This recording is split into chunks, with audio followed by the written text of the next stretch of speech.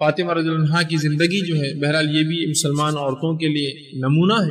ان کے تعلق سے انشاءاللہ چند باتیں میں آپ کے سامنے رکھنے کی کوشش کروں گا، اس لیے کہ مکمل طور سے کسی کی سیرت رکھنا ایک لیکچر ایک درس میں بہت مشکل ہوتا ہے. ہم سرسری طور سے باتیں رکھ رہے ہیں اور چیدہ مخصوص خاص واقعات لے رہے ہیں تاکہ ان واقعات کو سن کر دیکھ کر ہمیں بھی جو عبرت حاصل ہو اور ہم بھی ان جیسی زندگیاں گزارنے کی بہرحال ہم کوشش کریں. اللہ کے رسول صلی اللہ علیہ وسلم جو ہے آپ کو جو ہے 4 لڑکیاں تھیں، آپ کو لڑکے ہوئے لیکن بہرحال انتقال کر گئے، اور چاروں بیٹیاں جو ہے آپ کو خدیجہ کبریٰ رضی اللہ عنہا ان سے ہی پیدا ہوئی، اور ان میں جو ہے سب سے چھوٹی جو تھی حضرت فاطمہ رضی اللہ عنہا تھی. یہ سب سے چھوٹی تھی عمر کے اعتبار سے. آپ کو سب سے پہلی جو بیٹی تھی وہ زینب تھی. اللہ کے رسول صلی اللہ علیہ وسلم جو پہلی اولاد ہوئی زینب رضی اللہ عنہا.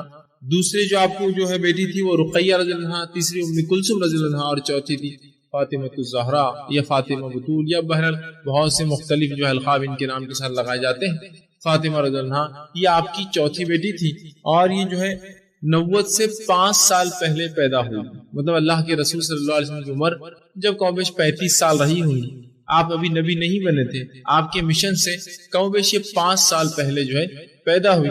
اور جیسا میں نے پہلے کہا تھا تاریخی بڑا اختلاف ہوتا ہے صحابہ کی پیدائش، ان کی وفات، بہت اس لیے کہ وہ پیدائش کے وقت کسی کو پتا نہ ہوتا کہ اتنی بڑی شخصیات بنے گی، اور عموماً یہ زمانہ نہ تھا کہ لوگ یہ تمام چیزوں کو یاد رکھتے. تو یہ اللہ کے رسول صلی اللہ علیہ وسلم کے نبوی مشن، آپ کے نبوت کے مشن سے 5 سال پہلے بہرحال جو ہے پیدا ہوئی تھی. اور جس طرح سے اس زمانے کا رواج اور طریقہ تھا کہ عرب جو ہے اپنے بچوں کو جو ہے دودھ پلانے کے لیے جو ہے آیا یا دائیہ ہوتی تھی جن کے پاس بھیج دیا کرتے تھے اور وہ ان کو دودھ پلاتی، اس کے برعکس خدیجہ الکبریٰ رضی اللہ عنہا نے یہ طے کیا کہ فاطمہ کو وہ خود دودھ پلائیں گے.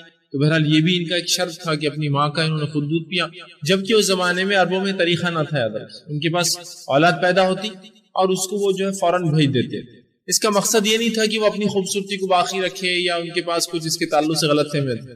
مقصد یہ تھا کہ وہ جانتے تھے اس چیز کو کہ انسانی پرورش پیدائش سے ہوتی ہے، انسان کی پیدائش سے وہ پرورش پاتا ہے، چیزوں کو سیکھتا ہے. تو لہٰذا ان کے نزدیک جو علاقے یا جو لوگ گاؤں ہوتے دیہاتی ہوتے ہیں وہ اصل ان کا کسٹم اور ٹریڈیشن، وہ اصل ان کا ادب تھا. تو وہ چاہتے تھے کہ ان کا بچہ پیدا ہوتے ہی اس اصل ادب کو جا کر سیکھے جو گاؤں میں ہوتا تھا. اس طرح سے آج ہمارے جدید اس دنیا میں ہمارے پاس شہر نمونہ ہوتے ہیں تہذیب اور تمدن کے لیے. ہم شہروں کی طرف جاتے اور بولتے ہیں گاؤں والے جو ہے جاہل ہوتے، اجڑ ہوتے، سمجھتا نہیں. لیکن عربوں میں اس کا معاملہ برعکس تھا. ان کے پاس گاؤں میں تہذیب و تمدن تھی تو وہ اس کی طرف بھاگتے تھے اور ادھر ان کی رغبت تھی. اور وہ طریقہ اس زمانے سے لے کر آج تک ہے کہ آج بھی شہری عرب جو ہے اپنے آپ کو کمتر سمجھیں گا وہ عرب سے جو بدو جو گاؤں میں رہتا ہے، کیونکہ تہذیب وہاں ہے، وہ ان کی تہذیب وہاں ہے، کلچر وہاں ہے. تو ان کا طریقہ تھا کہ اولاد پیدا ہوتے بھیج دو تاکہ وہ بچپن سے تہذیب اور کلچر سیکھے، ادب سیکھے، شاعری سیکھے، زبان سیکھے، جو کہ علامت اور پہچان تھی ایک اچھے انسان کی، شاعری اور ادب.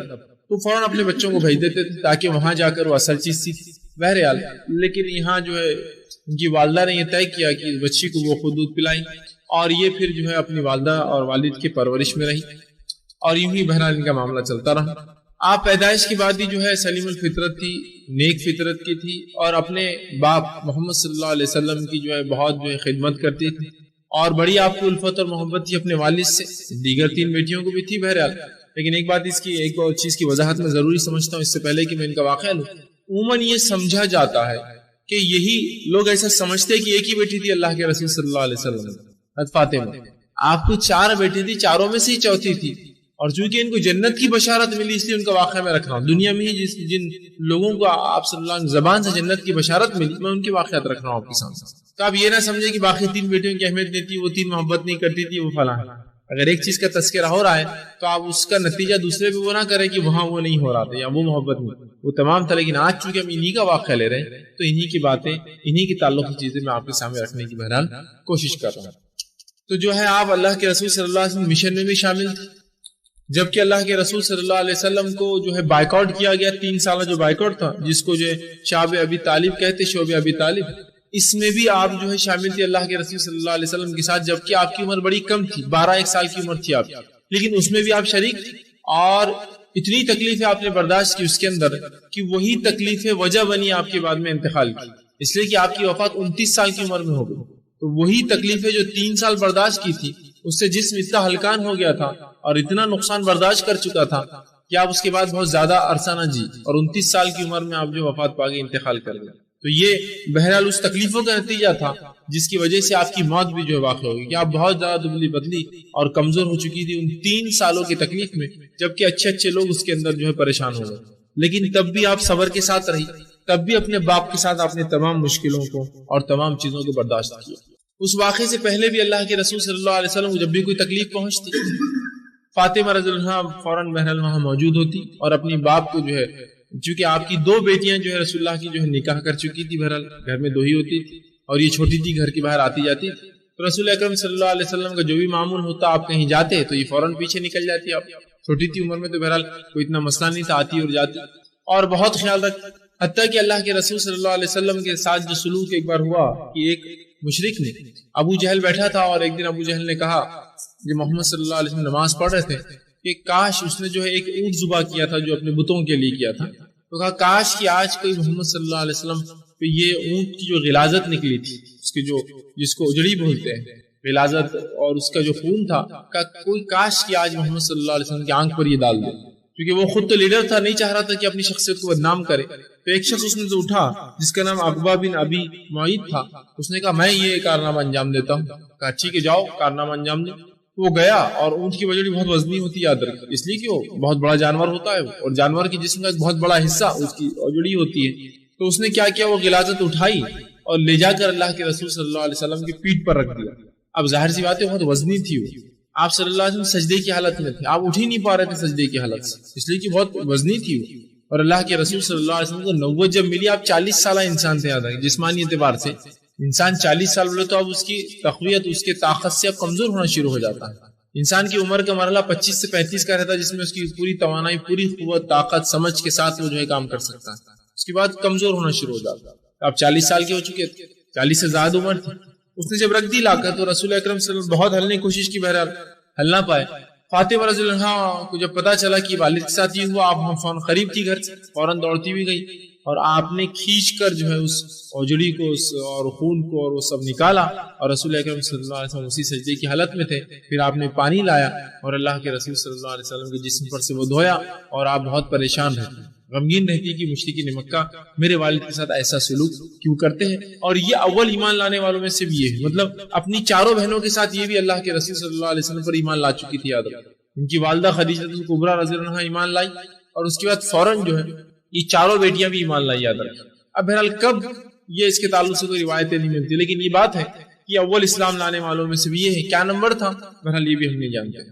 تو اپنی 4 بہنوں کے ساتھ، مطلب 3 بہنوں نے ایمان لایا، یہ بھی ایمان لائی، مطلب یہ 4 بیٹیاں اللہ کے رسول صلی اللہ علیہ وسلم کی اپنے باپ کی ایمان کی دعوت شروع کرنے سے پہلے ہی، بالکل ایمان آتے ہی ان کی بیوی مطلب ان کی ماں اور یہ بچیوں نے ایمان لا چکے تھے. مطلب یہ ابتدائی مسلمانوں میں سے تھے، شروعاتی مسلمانوں میں سے.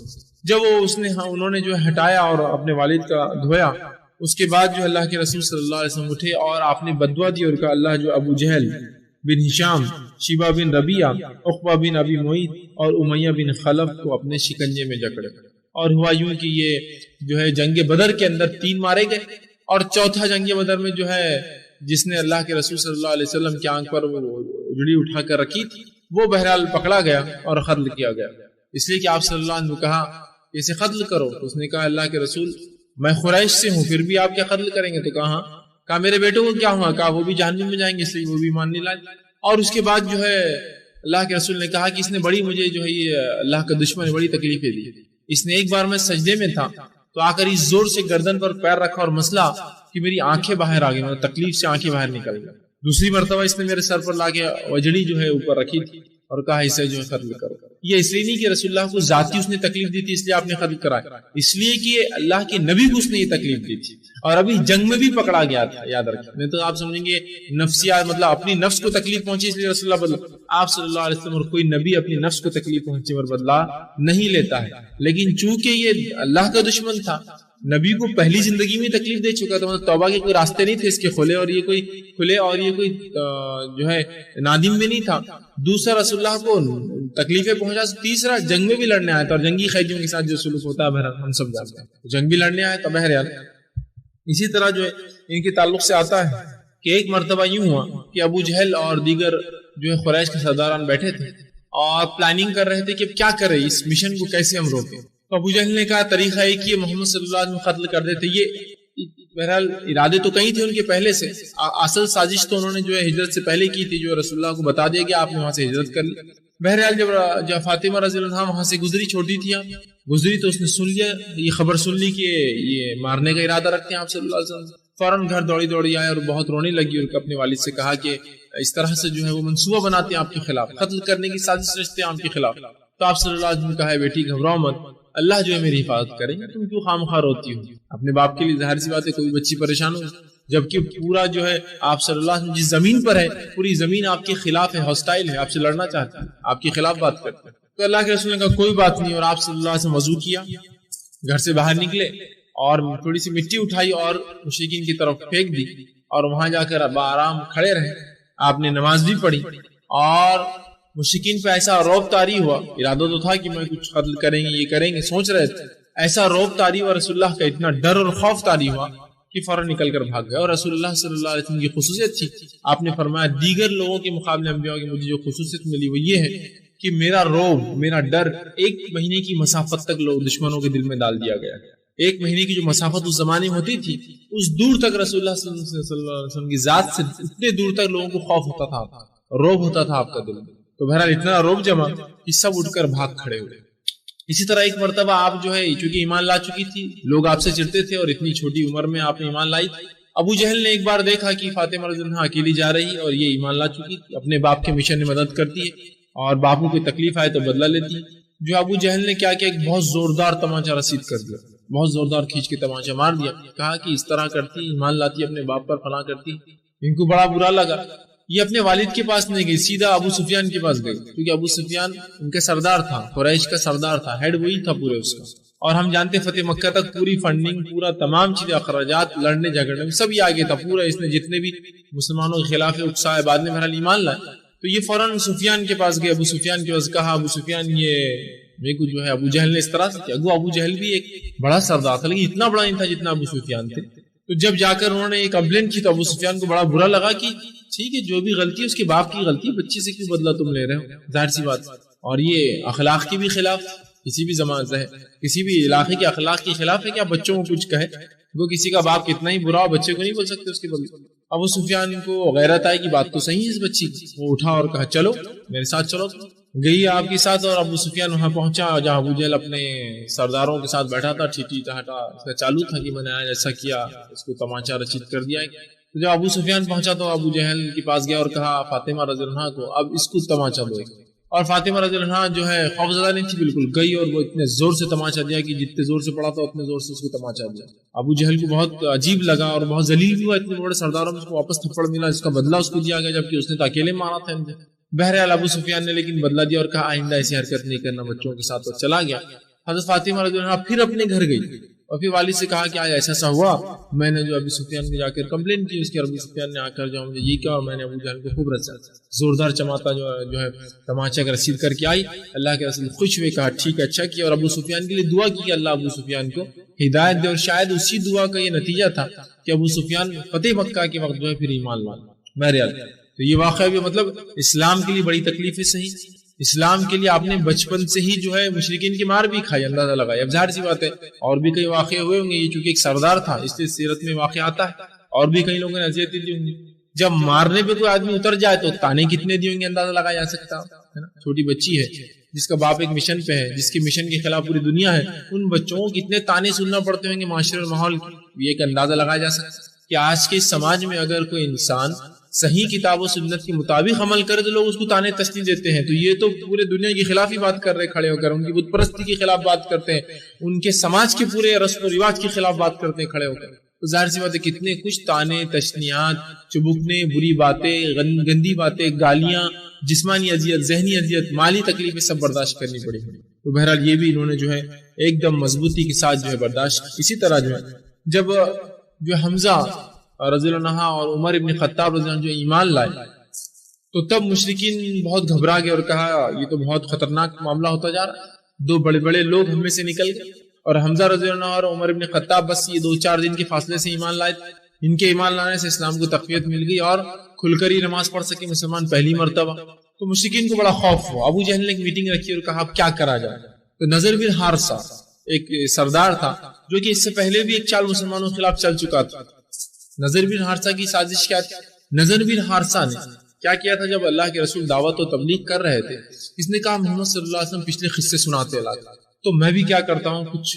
اس نے فارس گیا اور فارس سے گانے والیوں کو لے کر آیا، اور ناچتی تھی وہ عورتیں اور گاتی تھی، اور گا گا کر فارسیوں کے قصے سناتی تھی، ان کے بادشاہوں کے بڑے بڑے قصے. اس کو لگا جس طرح قرآن پچھلے واقعات بیان کرتا ہے اور لوگ اس کی طرف دوڑے چلے جا رہے سن رہے ہیں، تو میں بھی کیا کرتا ہوں قصے سنانے والیوں کو لاتا ہوں. اور نضر بن حارثہ نے کچھ لوگوں کو لایا تھا جو گاتی تھی، قصے سناتی تھی، مطلب شو کرتے تھے، وہ ایک جگہ کھڑے ہو جاتے تھے اور گاتے بجاتے قصے سناتے تھے، جس کی وجہ سے لوگ رغبت پاتے تھے.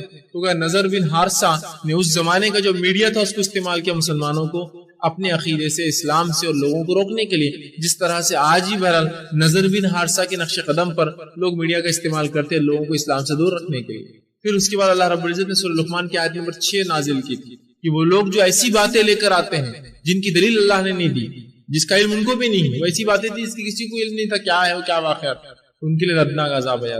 بہرحال تو نضر بن حارثہ موجود تھا، بڑا چالاک، دنیا کا سفر کرتا تھا، گھومتا تھا، تاجر تھا. اس نے کہا ایک کام کرو، ابھی یہ سننے والے نہیں. سب سے زیادہ طریقہ یہ کہ اب جو ہے بنو ہاشم جو ہے سپورٹ کرتے ہیں، محمد صلی اللہ علیہ وسلم کی مدد کرتے ہیں، لہٰذا ان کا جنرل بائیک آؤٹ کر دیا جائے.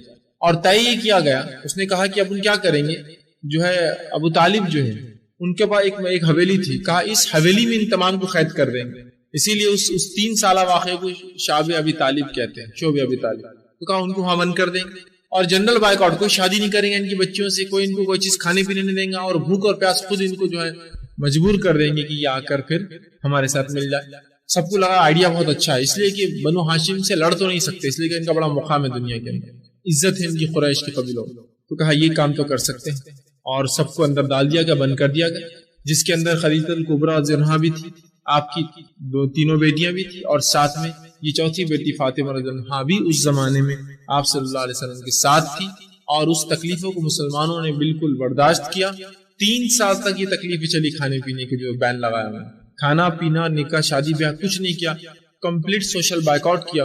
اور 3 سال تک اسی طرح مسلمان اس تکلیف میں برداشت کرتے رہے. اور واقعات آپ نے سنے ہوں گے، پتے کوئی جو ہے چاپ لیتا، پتے کھاتا کھانے کے اندر جھاڑ کے توڑ کر، یا چمڑا ہوتا کہیں پڑا ہوا مل جاتا تو اس کو گرم کیا جاتا، جلایا جاتا، جل کے جو راکھ بنتی اس راکھ کو پانی ملا کر پیا، اس لیے کھانے کچھ نہیں ہوتا. تو اس تکلیف میں بھی تھی. اور 12 سال کی آپ کی عمر تھی، اور وہ 12 سال کی عمر میں جو تکلیف ہے آپ نے صحیح وہی وجہ بنی آپ کی کہ موت تک آپ کی جو صحت پھر سنبھل نہ پائی اس کے بعد. بہرحال اس تکلیف میں بھی آپ ساتھ رہی، اور اس تکلیف کا نتیجہ یہ ہوا کہ مسلمان جو ہے کندن بند کرنے کے لیے، سونا جب ہوتا ہے اس کے اندر کچھ ملاوٹیں ہوتی ہیں، جب ان ملاوٹوں کو سونے گرم کیا جاتا ہے تو ملاوٹیں نکل جاتی ہے اور سونا اصل جو شکل میں آ جاتا ہے، اس کو کندن بولتے ہیں. تو وہ تکلیفوں نے مسلمانوں کو خراب نہیں کیا جو مشرکین سوچے، بلکہ اس تکلیفوں نے مسلمانوں کو اور اچھا مسلمان بنا دیا، کندن بنا کر بھیج دیا، اچھا انسان بنا دیا. اور بہرحال 3 سال بعد وہ بائیک آؤٹ بہرحال کسی بھی ختم ہوا، لیکن تب بھی جو ہے آپ جو ہے فاطمہ جو ہے رضی اللہ عنہا اللہ کے رسول صلی اللہ علیہ وسلم کے ساتھ اس تکلیف میں بھی بہرحال مکمل طور سے موجود تھی. اس کے بعد جو ہے جب یہ معاملہ جو ہے قریش کا ختم ہوا، اور 15 سال کی جب آپ کی عمر ہوئی، مطلب اس 3 سال کے واقعے کے بعد جو ہے جب آپ کی عمر 12، 3 سال بعد یہ ہوا کہ آپ کی والدہ جو ہے خدیجہ الکبریٰ رضی اللہ عنہا جو کہ اس واقعے میں شعب ابی طالب کے اندر بیمار ہو چکی تھی، اور پھر مسلسل اس کے بعد بیماری رہی، اور بعد میں اس واقعے کے کچھ سال بعد جو ہے آپ کا انتقال ہوا. جب آپ کا انتقال ہوا تو فاطمہ رضی اللہ عنہا کی عمر جو ہے 15 سال تھی، اور 15 سال کی عمر میں آپ کی ماں کا انتقال جو ہو گیا، جو آپ کے لیے بہت بڑا ایک سہارا تھی خود ماں کی حیثیت سے ان کے لیے، اور اللہ کے رسول صلی اللہ علیہ وسلم کے لیے ایک جو ہے سپورٹر، ایک مددگار کی حیثیت سے. بہرحال تو آپ کا انتقال ہوا، تب بھی آپ نے بڑا صبر کیا، اور یہ بہت عظیم صدمہ تھا، یاد رکھیے دونوں کے لیے، آپ صلی اللہ علیہ وسلم کے لیے بھی اور فاطمہ رضی اللہ عنہ کی بالخصوص، اس لیے یہ سب سے چھوٹی بیٹی تھی، اور ظاہر سی بات ہے ہر اعتبار سے آپ دیکھیے ہر گھر کے اندر جو چھوٹا ہوتا ہے اس کی اہمیت تھوڑی سی زیادہ ہوتا ہے بنسبت دوسروں کی، اس لیے کہ چھوٹا ہونے کی وجہ سے اس کی محبت، اس کی الفت، اس کا لاڑ، اس کا پیار وہ زیادہ ہوتا ہے بنسبت انسان کو کسی اور اولاد سے. اور یہی اللہ کے رسول کا معمول بھی تھا، اور یہی ایک عام سسٹم بھی ہے کہ لوگ چونکہ بچہ زیادہ رہتا ہے والدین کے ساتھ، اور ہوتا یوں ہے کہ جب انسان شادی کرتا ہے جو پہلی اولاد ہوتی ہے تو خود انسان بھی اتنا عمر رسیدہ نہیں ہوتا ہے، جو اس کی عمر بھی بڑھتی ہے اس کا جتنا چھوٹی اولاد ہوتی ہے اس کو اتنی محبت بڑھ جاتی ہے، اس لیے کہ بوڑھا ہوتا جاتا ہے اور وہ اولاد چھوٹی رہتی ہے اس سے. یہ بھی ایک وجہ ہے رسول اللہ کی. دوسری وجہ جو عائشہ رضی اللہ عنہ فرماتی ہے اللہ کے رسول کو ان سے محبت تھی، وہ یہ تھی کہ ان کا کسی چیز کا شروعات، کسی چیز کا خاتمہ، ان کا بیٹھنا، ان کا چلنا، ان کا بات کرنا، ان کا جو چہرہ، ان کے ہاؤ بھاؤ، ان کی چال ڈال، سب اللہ کے رسول کی طرح تھی. مطلب یہ 4 بیٹیوں میں سب سے قریب اپنے باپ سے دکھنے دکھانے میں، چلنے پھرنے میں، شروعات اور خاتمے میں، اٹھنے اور بیٹھنے میں، چلنے اور پھرنے میں یہ زیادہ قریب تھی. تو یہ ایک وجہ تھی کہ یہ بیٹی زیادہ نزدیک تھی، زیادہ جو ہے شکل و صورت آپ سے ملتی تھی، شروعات اور خاتمہ چیزوں کا ویسے ہی کرتی جیسا باپ اپنا کرتا تھا. اور ظاہر سی بات ہے جب بچے چھوٹے ہوتے ہیں تو چھوٹے بچے جلدی سیکھ لیتے اپنے والدین. بہرحال یہ بھی ایک وجہ تھی. تو آپ تقریباً جب 15 سال کی تھی تو خدیجہ الکبریٰ آپ کی والدہ کا جو ہے سایہ آپ پر سے جو ہٹ گیا، اور اس کے بعد جو ہے یہ جو اللہ کے رسول صلی اللہ علیہ وسلم کے مشن میں جو ہے اللہ کے رسول صلی اللہ علیہ وسلم کے ساتھ بہرحال یہ چلتی رہی. اس کے بعد یہ 2 بیٹیوں کے اللہ کے رسول کے نکاح ہو چکا تھا، لیکن 2 ام کلثوم اور فاطمہ رضی اللہ عنہ یہ دونوں باقی تھی. آپ دونوں اللہ کے رسول صلی اللہ علیہ وسلم کی جو مدد کرتی ہر چیز. اللہ کے رسول صلی اللہ علیہ وسلم جب ایک بار طائف کا سفر کیا آپ نے یہ سوچ کر کہ یہ میرے ماں کی طرف سے رشتہ دار ہے کچھ مدد کریں گے، ان طائف والوں نے رسول اللہ صلی اللہ علیہ وسلم بہت برا حال کیا. آپ جب مکے واپس آئے تو یہ 2 بیٹیاں آپ کے گھر پہ تھی، بہت برا لگا کہ والد صاحب یہ سلوک کیا قوم نے، اور دونوں نے مل کر جو ہے رسول اکرم صلی اللہ علیہ وسلم کے زخم کو پہنچا، صاف کیا. اور اس زمانے میں جو طریقہ تھا کچھ کپڑا یا کچھ چیزیں جلا کر اس کے راکھ جو زخموں میں بھری اور اس کو پٹی لگائی تاکہ زخم جو ہے جلدی بھر جائے. اور بہرحال یہ 2 بیٹیاں ساتھ تھی آپ صلی اللہ علیہ وسلم. اس کے بعد جب پہلی بیوی کا آپ کے انتقال ہو تو اللہ کے رسول صلی اللہ علیہ وسلم نے جو ہے حضرت سودا رضی اللہ عنہا سے جو ہے نکاح کیا. ان سے نکاح کرنے کے بعد یہ دونوں بچیاں ان کی کفالت میں رہنے لگی. اللہ کے رسول صلی اللہ علیہ وسلم جب ہجرت کی تو یہ سودا رضی اللہ عنہا اور ام کلثوم اور فاطمہ رضی اللہ عنہما یہ دونوں بھی ان کے ساتھ ہی رہی. مطلب یہ ان کی ماں تھی اور دونوں بیٹیوں کو آپ چھوڑ کر گئے. آپ نے ہجرت کرنے کچھ زمانے بعد پھر خط لکھا اور بلا بھیجا کہ اب آپ تینوں بھی آ جائے. جب تینوں نے یہ ارادہ کیا کہ سفر کر کے جائے اور کچھ لوگ اور تیار ہوئے ہجرت کے لیے تو مشرکین کو پتا چل گیا. یہ چھپکے حالانکہ نکلے پھر بھی مشرکین کو پتا چل گیا، اور جب ایک مقام پر پہنچے تو کچھ مشرک جو ہے نوجوان وہاں آ گئے اور تکلیف دینا چاہیے. بہرحال انہوں نے قافلہ دوڑایا. پھر بھی اس دوران جو ہے ایک مشرک نے آ کر جو ہے ایک اونٹ کو جو ہے جس پر یہ دونوں سوار تھے حضرت ام کلثوم اور فاطمہ رضی اللہ عنہا، اس کو جو ایک چبکنی مار دی، ایک نیزہ مار دیا، جس کی وجہ سے اونٹ بدک گیا، ڈر گیا، اچھل گیا اور یہ دونوں جو اونٹ سے گر پڑی، جس کی وجہ سے کافی آپ کو جو ہے زخم لگے. بہرحال یہ وہاں سے نکلی اور کسی طرح سفر طے کیا. آپ صلی اللہ علیہ وسلم نے خود نفس نفیس جو ہے ان کو استقبال کیا، انتظار کیا. اپنی بیٹیاں اور بیوی آ رہی تھی بہرحال، اور جب دیکھا کہ صحیح سلامت زندہ آ چکی تو رسول اللہ نے شکر ادا کیا اللہ کا، اس لیے کہ ہو سکتا مار بھی دیتے، اتنی مشکل ہوئی. بہرحال اللہ نے جان بچائی، کسی طرح سے وہ نکل کر آئی. آپ صلی اللہ علیہ وسلم نے استقبال کیا اور یہ اللہ کے رسول صلی اللہ علیہ وسلم کے ساتھ دونوں ہی بیٹیاں جو ہیں پھر رہنے لگی. اس کے بعد ہوا یوں کہ اللہ کے رسول صلی اللہ علیہ وسلم جو ہے 2 ہجری میں جو جنگ بدر ہوئی. جنگ بدر میں فاطمہ رضی اللہ عنہا بہت آگے تھی، آپ جو ہے پیچھے تھی، مطلب قافلے کی چلی. اور اس کے بعد جو عورتوں کا قافلہ ساتھ چلتا تھا جن کا کام یہ ہوتا تھا کہ پانی پلانا لوگوں کو میدان جنگ میں، کھانا بنانا ان لوگوں کے لیے، اور زخمی ہو جائے تو صحابہ کو اٹھا کر لانا اور ان کی مرہم پٹی کرنا.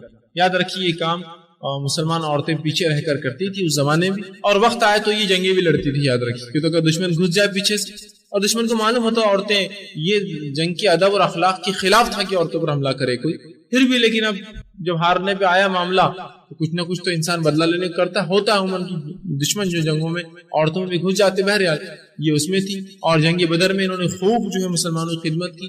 جنگ احد میں بھی یہ آگے تھی اور یہی ان کا کام تھا. اس سے بہرحال ایک اور چیز پتہ چلتی ہے کہ عورتیں یہ میدان جنگ میں یہ بھی کام کر سکتی ہے. تو ظاہر سی بات ہے غیر محرم مرد بھی ہوں گے، ظاہر سی بات ہے میرا محرم ہی تھوڑی گرے گا جنگ کے میدان میں زخمی ہو. تو یہ غیر محرم صحابہ بھی ہوتے تھے. تو جنگ کے میدان میں عورتوں کا یہ کام تھا، یہ پردے کی حالت میں ہوتی اور ساتھ میں صحابہ کی مدد کرتی. پیچھے سے ہتھیار دینا، چیزیں اٹھا کر دینا، ہتھیار کا تیز کرنا، کھانا بنانا، جانوروں کو سنبھالنا، ان کی صحت کا خیال رکھنا، جنگ کے میدان میں پانی پلانا، جنگ ہونے کے بعد جا کر زخمیوں میں کوئی زندہ تو نہیں اس کو ڈھونڈ کر واپس اٹھا کر لانا، اور زخمیوں کی جو ہے تیمارداری کرنا، زخموں کو بھرنا. جو بہرحال یہ کام میں یہ لوگ بڑی جو ہے ماہر تھے. اور یہ تھا بھی کہ اللہ کے رسول صلی اللہ علیہ وسلم کے زمانے میں عورتیں تھیں جو بہت اچھی سرجن بھی ہوا کرتی تھی. بہت الگ مختلف قسم کی چیزیں اس زمانے میں ہوتی تھی. یاد رکھیں عرب کو اس معاملے میں پیچھے نہیں تھی، اس لیے کہ جنگیں بہت عام تھی تو زخم لگتے تھے، مار بہت لگتے تھے، اور عموماً مردوں کو وقت نہیں تھا. ان کو تو اپنی روزی روٹی کے لیے بھی کبھی جنگ کرنا پڑتی تھی، اپنے قافلوں کو بچانے کے امن و امان نہیں تھا، کوئی حکومت نہیں تھی. تو عورتیں اس معاملے میں بڑی مہارت رکھتی تھی. یاد رکھیں بڑی مہارت، اور اس حد تک کہ اس زمانے میں عموماً ہوتا تھا جنگوں کے اندر جو اعضاء سب سے آسانی سے ہوتے تھے انسان کے چہرے پہ وار ہوا اس کی ناک کٹ جایا کرتی تھی، ناک نکل جایا کرتی تھی. تو یہ بھی وہ اتنا کرتے تھے کہ ناک کو جو ہے نخلی ناک بٹھایا کرتے تھے. اور ابن ماجہ کی روایت ہے کہ آپ صلی اللہ علیہ وسلم کا ایک صحابی آیا اور کہا ان کی ناک کٹ گئی تھی، وہ گئے اور ناک نخلی بٹھا کے آئے. اس زمانے میں چاندی کی ناکیں بنا کر لگائی جاتی تھی. انسان کیسا بدصورت لگیں گے بغیر ناک کٹ جاتی، انسان زندہ وہ لگاتے تھے. مطلب اتنا ان کے اندر اتنی چیزیں تھی، اتنے حد تک ہنر تھا. تو انہوں نے کہا اللہ کے رسول یہ ناک جو چاندی کی لگائی سے بڑی بدبو ہوتی ہے. چاندی چونکہ کیا ہوتی تھی پانی وانی لگتا تھا تو بدبو آتی تھی سانس کے اندر. تو کہا کیا میں سونے کی ناک لگا لوں؟ تو رسول نے کہا ٹھیک ہے جاؤ سونے کی لگا لو. تو چاندی کی نکال کر سونے کی اٹیچ کر. بہرحال تو اتنے اس زمانے میں وہ آگے تھی، یہ سب چیزیں ان کو فن تھا اور عورتیں یہ کام کرتی تھی. تو یہ پیچھے رہتی تھی. جنگی بدر جنگی عہد دونوں میں تھی. جنگی عہد میں تو اللہ کے رسول صلی اللہ علیہ وسلم جب گرے، آپ کے داغ شہید ہوئے اور آپ کو مار لگا، تو یہ فاطمہ رضی اللہ عنہا وہاں موجود تھی. اپنے باپ کے بارے میں جب خبر ملی گئی، اللہ کے رسول کے زخم انہوں نے ہی دھوئے اپنے ہاتھ سے اور ان کی مرہم پٹی آپ نے ہی کی. تو گویا یہ دو جنگوں میں بھی یہ شامل تھی. مطلب جہاں مکے کے اندر جو ہے فائنینشلی آپ کو جو ہے تکلیف پہنچی، جسمانی آپ کو مارا گیا، وہیں مدینے کے اندر بھی آپ دیکھیے اپنا تعاون دے رہی ہے اپنے باپ کو اور مسلمانوں کو کہ ان کے ساتھ ہے اور ہر قسم سے جو ہے ان کی جو ہے مدد جو ہے کر رہا ہے. اسی طرح جو ہے اللہ کے رسول صلی اللہ علیہ وسلم نے ارادہ کیا کہ اپنی بیٹی کا نکاح کرے. آپ کی عمر ابھی 18 سال ہو چکی تھی. 15 سال کی عمر میں جو ہے آپ کی والدہ کا انتقال ہوا. 1 سال 1.5 سال بعد آپ وہاں سے ہجرت کر کے جو ہے مدینہ گئی اور اس کے بعد جو ہے آپ کی جنگ احد کے بعد اللہ کے رسول نے ارادہ کیا. تو آپ کو 2 رشتے آئے. سب سے پہلا رشتہ تو ابوبکر صدیق رضی اللہ عنہ کا آیا اللہ کے رسول کو کہ مجھے یہ بیٹی آپ کی نکاح میں دے دیجیے. آپ خاموش ہیں. اس کے بعد عمر ابن خطاب نے رشتہ بھیجا کہ اللہ کے رسول مجھے دے دیجیے آپ کی بیٹی نکاح میں. آپ تب بھی خاموش ہیں. اس کے بعد کیونکہ رسول اللہ صلی اللہ علیہ وسلم کچھ اور تلاش کر رہے تھے. وہ یہ صحابہ ایسے نہیں تھے کہ نہ کہا، لیکن میرا رسول اللہ صلی اللہ علیہ وسلم کچھ اور تلاش کر رہے تھے. آپ کوئی نوجوان صحابی تلاش ہے. یہ چونکہ ابھی بوڑھے ہو چکے ہیں، دونوں کے دونوں عمر رسیدہ تھے. ابوبکر صدیق رضی اللہ عنہ جو ہے اللہ کے رسول 2 سال چھوٹے تھے، عمر ابن خطاب صرف 10 سال چھوٹے تھے. آپ یہ سوچ رہے تھے کہ کوئی تھوڑا سا نو عمر ہو، نوخیز انسان ہو، نوجوان، تاکہ جو ہے میری بیٹی بھی اس کے ساتھ خوش رہے. یقیناً یہ خوش نہیں رکھیں گے ایسی بات نہیں تھی، لیکن آپ اور ترجیح آپ کچھ ڈھونڈ رہے تھے. بہرحال علی بن ابی طالب رضی اللہ عنہ نے سوچا کہ میں اپنا رشتہ رکھتا ہوں، اس لیے کہ ان کے والد ابھی ایمان نہیں لائے تھے. بہرحال ان کے والد ایمان نہیں لائے تھے اور ان کا کوئی سرپرست وہاں نہیں تھا. تو بہرحال انہوں نے سوچا کہ اب میں ہی جا کر جو ہے بات کر لیتا ہوں اللہ کے رسول صلی اللہ علیہ وسلم سے. ارادہ کیا، ہمت کی اور آپ صلی اللہ علیہ وسلم کے پاس پہنچ گئے اور جا کر بیٹھے. اور اب کچھ کہنے چاہ رہے تھے کچھ، لیکن ہمت نہ کر سکے کہنے کی اور بہت شرم بھی آ رہی تھی. کیسے اپنے منہ سے بولے؟ اب کوئی دوسرا نہیں تھا اس کو بولے کہ تم جو میرا رشتہ لے. اب ہمت بھی نہیں ہو رہی، بولنا بھی ہے کچھ چیزیں. کوشش کرنے لگے کہ اب کس طرح سے بولوں. اب جو ہے شرما رہے تھے اپنے دل میں کہ اب کیسے میں رسول اللہ کو کیسے بولوں کہ میں آپ کی بیٹی سے نکاح کرنا چاہتا ہوں. اور خاموش تھے. اللہ کے رسول صلی اللہ علیہ وسلم نے بھاپ لیا، کہا میری بیٹی سے نکاح کرنا چاہتے ہو؟ تو کہا اللہ کے رسول میں شرما رہا تھا بولنے کے لیے. کہا اگر ایسا ارادہ رکھتے ہو تو کچھ مہر دینے کے لیے اور میں اپنی بیٹی سے ایک بار جو ہے مشورہ کر لیتا ہوں اس چیز کے. آپ صلی اللہ علیہ وسلم وہاں سے گئے اور فاطمہ رضی اللہ عنہا سے کہا کہ دیکھو ایسے ایسے رشتے آئے تھے، 2 تو پہلے آئے تھے میں نے نہ کہی دی، ایک تیسرا رشتہ آیا بڑا مناسب. تو بتایا کہ علی جو ہے چاہتے ہیں کہ تم سے نکاح کرے، تمہارا کیا ارادہ ہے؟ تو فاطمہ رضی اللہ عنہا نے کچھ جواب نہ دیا. اور ظاہر سی بات ہے ایک اس لڑکی کی خاموشی جس کا بھی نکاح نہ ہوا ہو، یہ پہلا ہی نکاح ہو، جس کو کہیں گے وہ جو ہے دوشیزہ ہو یا جو باقرہ ہو، تو اس کی خاموشی ہاں ہوتی ہے. اور جس کا نکاح ہو چکا ہو یا مطلقہ ہو یا بیوہ ہو چکی ہو، اس کے لیے زبان سے بولنا ضروری ہے کہ مجھے پسند ہے نہیں. لیکن ایک نوجوان لڑکی کی جس کا نکاح پہلا ہوئی، اس سے پہلے نکاح نہ ہوا، اس کی خاموشی یاد رکھیے یہ ہاں ہوتی. تو آپ خاموش رہی. آپ صلی اللہ علیہ وسلم سمجھ گئے کہ ان کا جو ہے ہاں کہنا ہے. ٹھیک ہے، حضرت علی کے پاس گئے اور کہا اے علی جو ہے اب مہر کے لیے کوئی انتظام کرو. تو کہا اللہ کا رسول میں آپ کے ماتحت جیتا ہوں، آپ کو تو میری لیل و نہار زندگی پوری معلوم ہے، میں کیا دوں مہر کے اندر؟ کچھ بھی نہیں. بات تو صحیح ہے، تو آواز کچھ نہیں، لیکن ایک ڈھال ہے تمہارے پاس، وہ ڈھال کیوں نہ تم اس کو فروخت کر دو؟ کہا ہاں ایک ڈھال تو ہے میرے پاس، کہا فروخت کرو اور اس کے بدلے جو ہے جو پیسہ ہے اسے مہر دو اور کچھ سامان گھر کا خرید. تو بہرحال اس واقعے کے اندر جو ایک چیز ہے جو بڑی اہمیت کی حامل ہے، اوپر کا جو بہرحال حصہ ہے، ایک دائی جو ہوتا ہے، گھر کا جو ذمہ دار ہوتا ہے، اس کی کافی نظر ہوتی ہے چیزوں کے اوپر. جیسے کہ علی رضی اللہ عنہ کا آنا اور خاموشی سے صرف بیٹھ جانا اور شرمانا کسی چیز کو کہنے کے لیے، رسول اللہ صلی اللہ علیہ وسلم سمجھ گئے کہ علی جو ہے کس لیے آئے ہوں. بات سمجھ رہے ہیں؟ یہ بڑی اہم چیز ہے، یاد رکھیے. یہ میں اس لیے اس واقعے کو آپ کے سامنے خاص طور سے پوائنٹ آؤٹ کر رہا ہوں، بتانے کی کوشش کر رہا ہوں کہ دور جتنا جدید اور تیز جا رہا ہے، ہم دیکھ رہے ہیں کہ سرپرست ہمارے گھروں کے وہ اتنے ہی جو پیچھے جاتے جا رہے ہیں. دور جس طرح سے بے حیائی، بے شرمی اور برائی کی طرف جا رہا ہے تو اس برائی سے بچنے کے لیے جتنا زیادہ جلدی کوشش کرے ہمارے جو ہے ذمہ دار، وہ اتنے ہی پیچھے ہٹتے جا رہے ہیں کوشش. جبکہ اس واقعے میں دیکھیے کہ نوجوان کا آنا آپ کے پاس اور آپ کا بھاپ لینا، اس کی نیت کیا رہی ہوں گی. اس سے پتہ چلتا ہے کہ آپ کتنے دور اندیش شخص تھے. آپ لوگوں کی فطرت اور نفسیات کو کیسے زبردست انداز سے پہچانتے تھے، اور یہ فراست مومن کو ہونا چاہیے. یاد رکھیے، بالخصوص آج کے جدید دور میں جب کہ برائی عام ہو چکی ہے، اس کی اشد ضرورت ہے. یاد رکھیے، اس کی دوسری مثال بھی اللہ رب العزت نے قرآن میں دی ہے، بڑی واضح مثال ہے. اللہ سبحانہ تعالیٰ نے قرآن میں فرمایا کہ جب موسیٰ علیہ السلام آئے اپنے علاقے سے بھاگے مصر سے، اور مصر سے بھاگ کر جو مدین کے علاقے میں آئے، اور آنے کے بعد انہوں نے دیکھا کہ ناانصافی ہو رہی ہے. کچھ عورتیں جو پانی نکالتی اپنی بکریوں بھیڑوں کو پلانے، اور کچھ نوجوان آتے اور وہ اپنی بھیڑوں کو پلاتے ہیں. موسیٰ علیہ السلام کو برداشت نہ ہوا. ایک تو آپ ایک شہزادے تھے، دوسرا آپ ایک نبی ہونے والے تھے، تو نبی سلیم الفطرت ہوتا ہے. ناانصافی برداشت نہ ہوئی، جا کر خوب رسید کر دیا ان کو، اور سب کو دھوکے نکالا، سب بھاگے نکل. ان عورتوں سے کہا آپ پانی پلاؤ اپنے جانوروں. یہ کیسا ناانصاف ہے کہ پانی تم نکالو اور پلائے وہ اپنے جانوروں. تو ان لڑکیوں نے کہا کہ اپنے کوئی بھائی نہیں ہے، کوئی سنبھالنے والا نہیں ہے، باپ بوڑھا ہے، چلو ان کو آفر دیتے. کہا آپ ہمارے والد سے چل کے ملیے، ایک جو ہے بزرگوار شخصیت ہے، آپ کو وہ پسند آئیں گے اور آپ بھی ان کو پسند آئیں گے. موسیٰ علیہ السلام نے کہا ٹھیک، میں آگے چلتا ہوں، تم مجھے پیچھے سے راستہ بتاؤ. یہ اچھی بات نہیں کہ تم آگے چلو اور میں تمہیں پیچھے سے دیکھوں. تو انہوں نے کہا ٹھیک ہے، بالکل ہم پیچھے چلتی ہے، تم بتاؤ. جب پہنچی تو اللہ نے فرمایا قرآن کے اندر، جن کے والد کے تعلق سے مفسرین لکھتے ہیں شعیب علیہ السلام تھے ان لڑکیوں کے والد.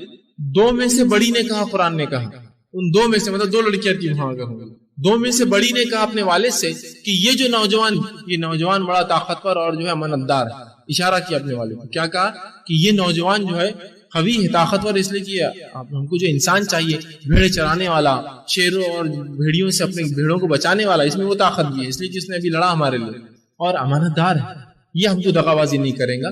تو جو ہی والد نے یہ اشارہ سمجھ کے والد کی طرف تھا، اس لیے کہ لڑکی نوجوان تھی، والد اشارہ سمجھ گئی، اس نے ایک نوجوان کی خصائل اور صفتوں کی طرف اشارہ کیا. فوراً جیسے ہی موسیٰ علیہ السلام کو آفر دیا رہنے کا، تو کہا دونوں میں سے جس سے نکاح کرنا چاہو کر لو. تو یہ چیز سمجھنے کی ضرورت ہے. شریعت نے اس چیز کو بہت واضح کیا. ایسے واقعات کئی ملیں گے، لیکن ہم دیکھتے ہیں کہ ان چیزوں سے چشم پوشی مکمل طور سے کر لی اس امت کے بڑوں، اور بےحائی کو، برائی کو اور زنا کو برداشت کر لیں گے، لیکن صحیح راستے سے جا کر کوئی صحیح عمل کرے، اس کو برداشت کرنے کی آج سکت اور طاقت ہم لوگوں میں نہیں ہے. اس واقعے پہ اور ایسے واقعوں پہ سیرت کے اور قرآن کی غور کرنا چاہیے بڑوں.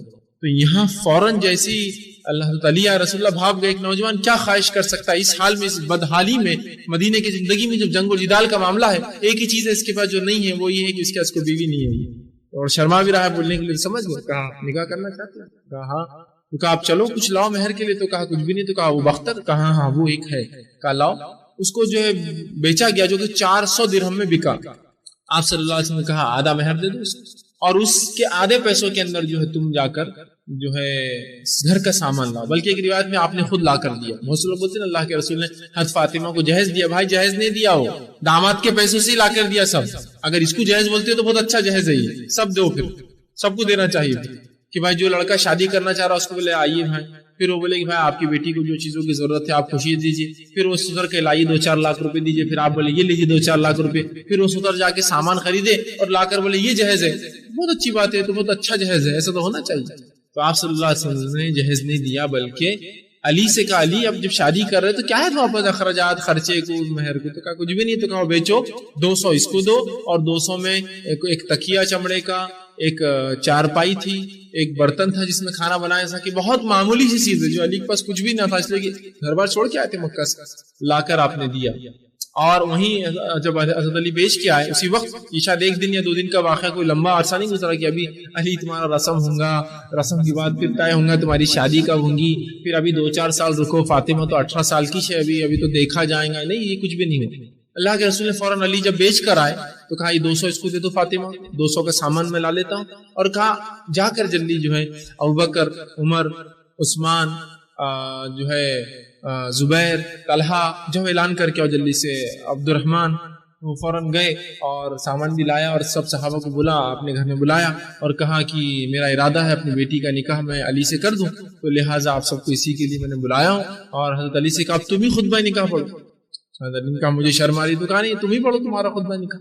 علی کھڑے ہوئے اور آپ نے خطبہ نکاح پڑھا جس کے الفاظ بہرحال سیرت میں ان کی موجود ہے. آپ نے فرمایا سب تعریف اللہ کے لیے ہے, اس کے نعمتوں اور احسانات کا شکر بجا لاتے ہوئے اور میں گواہی دیتا ہوں کہ اللہ کے سوا کوئی معبود حقیقی نہیں. ایسی گواہی جو اس تک پہنچتی ہے اور اس کی رضا کی باعث بنتی ہے. یہ حضرت محمد صلی اللہ علیہ وسلم کی بیٹی اپنی بیٹی فاطمہ کی شادی میرے ساتھ کی ہے اور مہر 400 درہم مقرر کیا ہے. اب حاضرین جو آپ صلی اللہ علیہ وسلم ارشاد فرمائیں گے آپ سنیے اور اس پر گواہ رہیے. یہ آپ نے خطبہ نکاح دیا. 400 درہم اس لیے کہا کہ وہ 200 بھی مہر کے جو تھے, وہ جو سامان آیا وہ مہر میں سے آیا, انکلوڈیڈ تھا پورا بہرحال. تو 400 درہم ایسے ہوئے مکمل. تو آپ نے گواہ دیا. پھر اللہ کے رسول اٹھے اور کہا کہ میں اپنی بیٹی کا نکاح جو علی سے کرتا ہوں اور اس پر میں بھی خوش ہوں اور اللہ کی مرضی بھی بہرحال اسی میں ہے, اور ان کا نکاح ان سے طے پایا اور اپنی بیٹی کو آپ نے رخصت کر دیا. کتنی سادہ نکاح تھا. تو آپ کا نکاح ایسی ہے. اس کے بعد جو ہے اس کے تعلق سے آتا ہے کہ مہر اور اس کا اعلان ہوا. اللہ کے رسول صلی اللہ علیہ وسلم کے مہمان اقارب آئے تھے. ایک پلیٹ بھر کر کسی نے کھجور بھیج دی کہ رسول اللہ گھر میں, کسی نے بول دیا بھائی نکاح ہو رہا ان کے گھر میں. یہ کوئی ایسی چیز نہیں تھی کہ بہت دن ہو رہا تو سب کو پتا چلے. کسی نے بول دیا ارے وہاں نکاح ہو رہا, اچھا ٹھیک ہے نکاح ہو رہا, تو کسی نے کھجور بھیج دیے.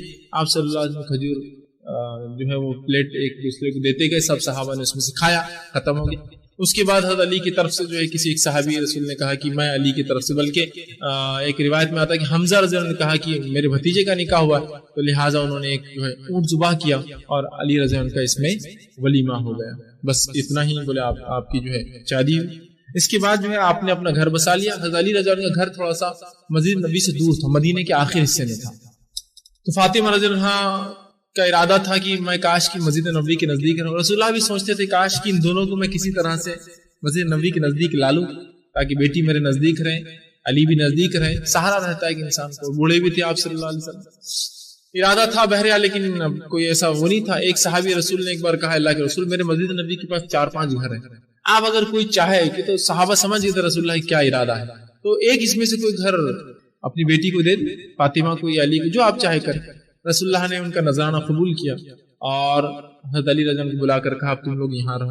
فاطمہ رضی اللہ عنہ چونکہ گھر کے کام کاج کرتی اور بہت کام کاج کرتی, اس کی وجہ سے ہوا یوں کہ آپ کے جو ہے پانی نکالتی. آپ جو ہے حسن رضی اللہ عنہ فرماتے ہماری ماں کنویں سے پانی نکالتی, چکی پر آٹا جو ہے پیستی, ہمارے کپڑے دھوتی, ہم کو تیار کرتی, ہم کو تیل لگاتی, ہمارے باپ کی خدمت کرتی اور دیگر گھر کے تمام کام جو ہوتے تھے وہ سب کرتی تھی, جس کی وجہ سے آپ کے بغل میں باگرے آ چکے تھے, مطلب گاٹیں آ جاتی تھی پانی کھینچنے سے, اور سینہ سخت ہو چکا تھا, سخت ہو جاتا تھا. پانی جب نیچے سے کھینچیں گے تو ظاہر سی بات ہے پورا جو ہے ہاتھ اور سینہ جو اس میں وہ ہو جاتا ہے, سخت ہو چکا تھا. تو ایک بار علی رضی اللہ عنہ نے کہا کہ ایک کام کرو, اپنے والد کے پاس جاؤ. ایک بار بہت سا مال کسی نے لا کے آپ سے ان کو دیا جس میں غلام بھی تھی, تو جاؤ اپنے والد سے جا کر, میں سمجھتا ہوں تمہارے لیے بہتر ہوگا, اتنا تم کام کرتی ہو تھک جاتی ہو, اور یہ سب آپ کی دعوت و تبلیغ اور دیگر کام کے بعد یہ بھی ہوتا تھا گھر کے اندر, تو جاؤ ایک غلام کا مطالبہ کر دو. آپ گئی, وہاں بیٹھی اور آپ نے پوچھا اللہ کے رسول نے کیسی آئی, تو کہا بس خیر.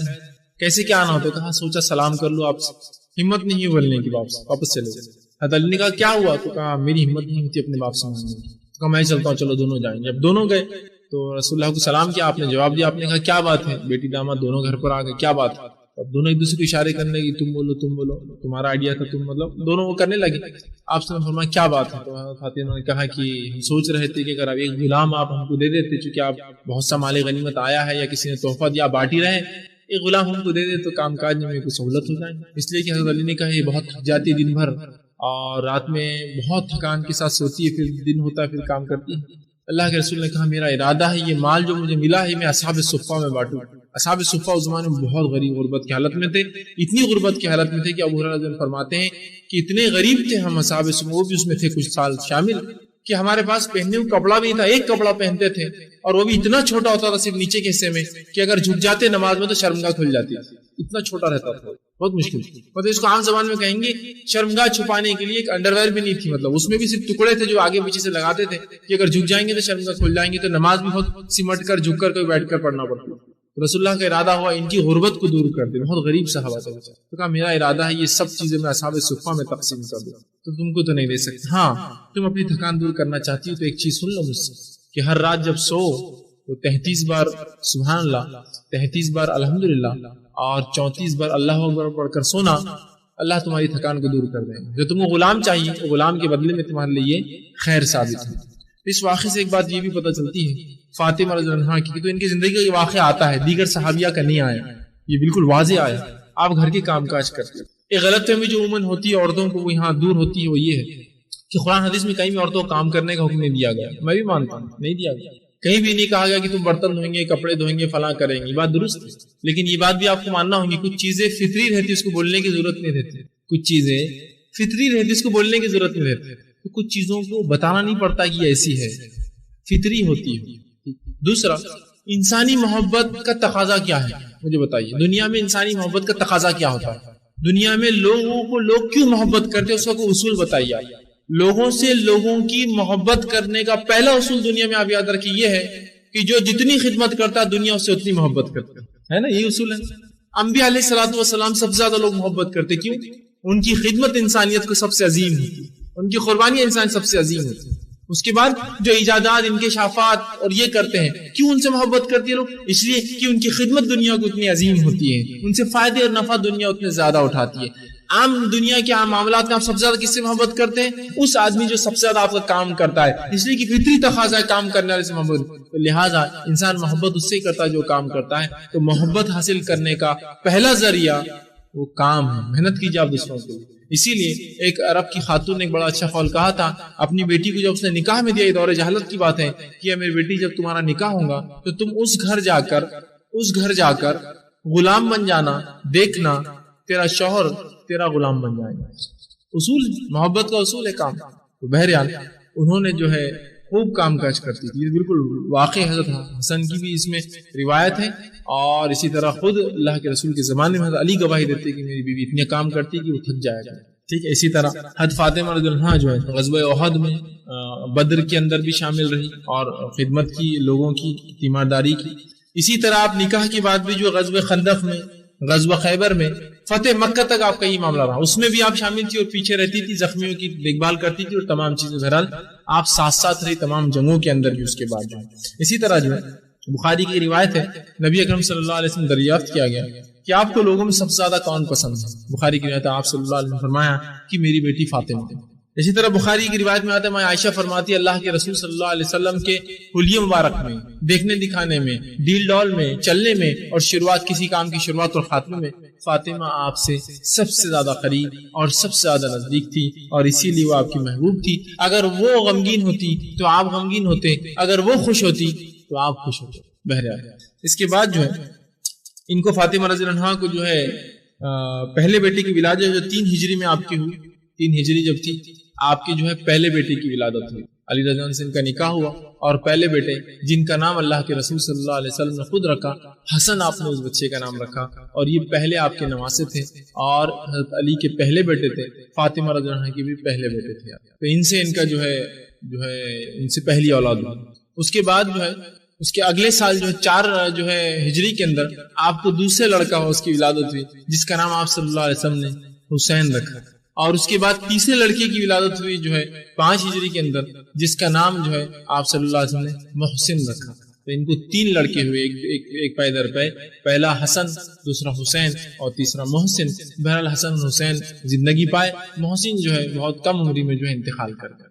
اس کے بعد پھر آپ کو چوتھی لڑکی ہوئی جس کا نام اللہ کے رسول صلی اللہ علیہ وسلم نے ان کی خالہ کے نام پر، فاطمہ کی بہن کے نام پر، اپنی بڑی بیٹی کے نام پر زینب رکھا جو جب تک انتقال کر چکی تھی. اس کے بعد ان کو جو ہے 5ویں اولاد جو کہ دوسری بیٹی تھی اس کا نام آپ نے اپنی دوسری بیٹی کے نام پر جو ہے رقیہ رکھا. تو ان کو 2 لڑکیاں اور 3 لڑکے پیدا ہوئے ان کے پیٹ سے، جس میں سے 2 لڑکے بہرحال مشہور اور معروف ہیں، تیسروں کا انتقال بچپن میں ہوا اور ان کو 2 لڑکیاں پیدا ہوئی.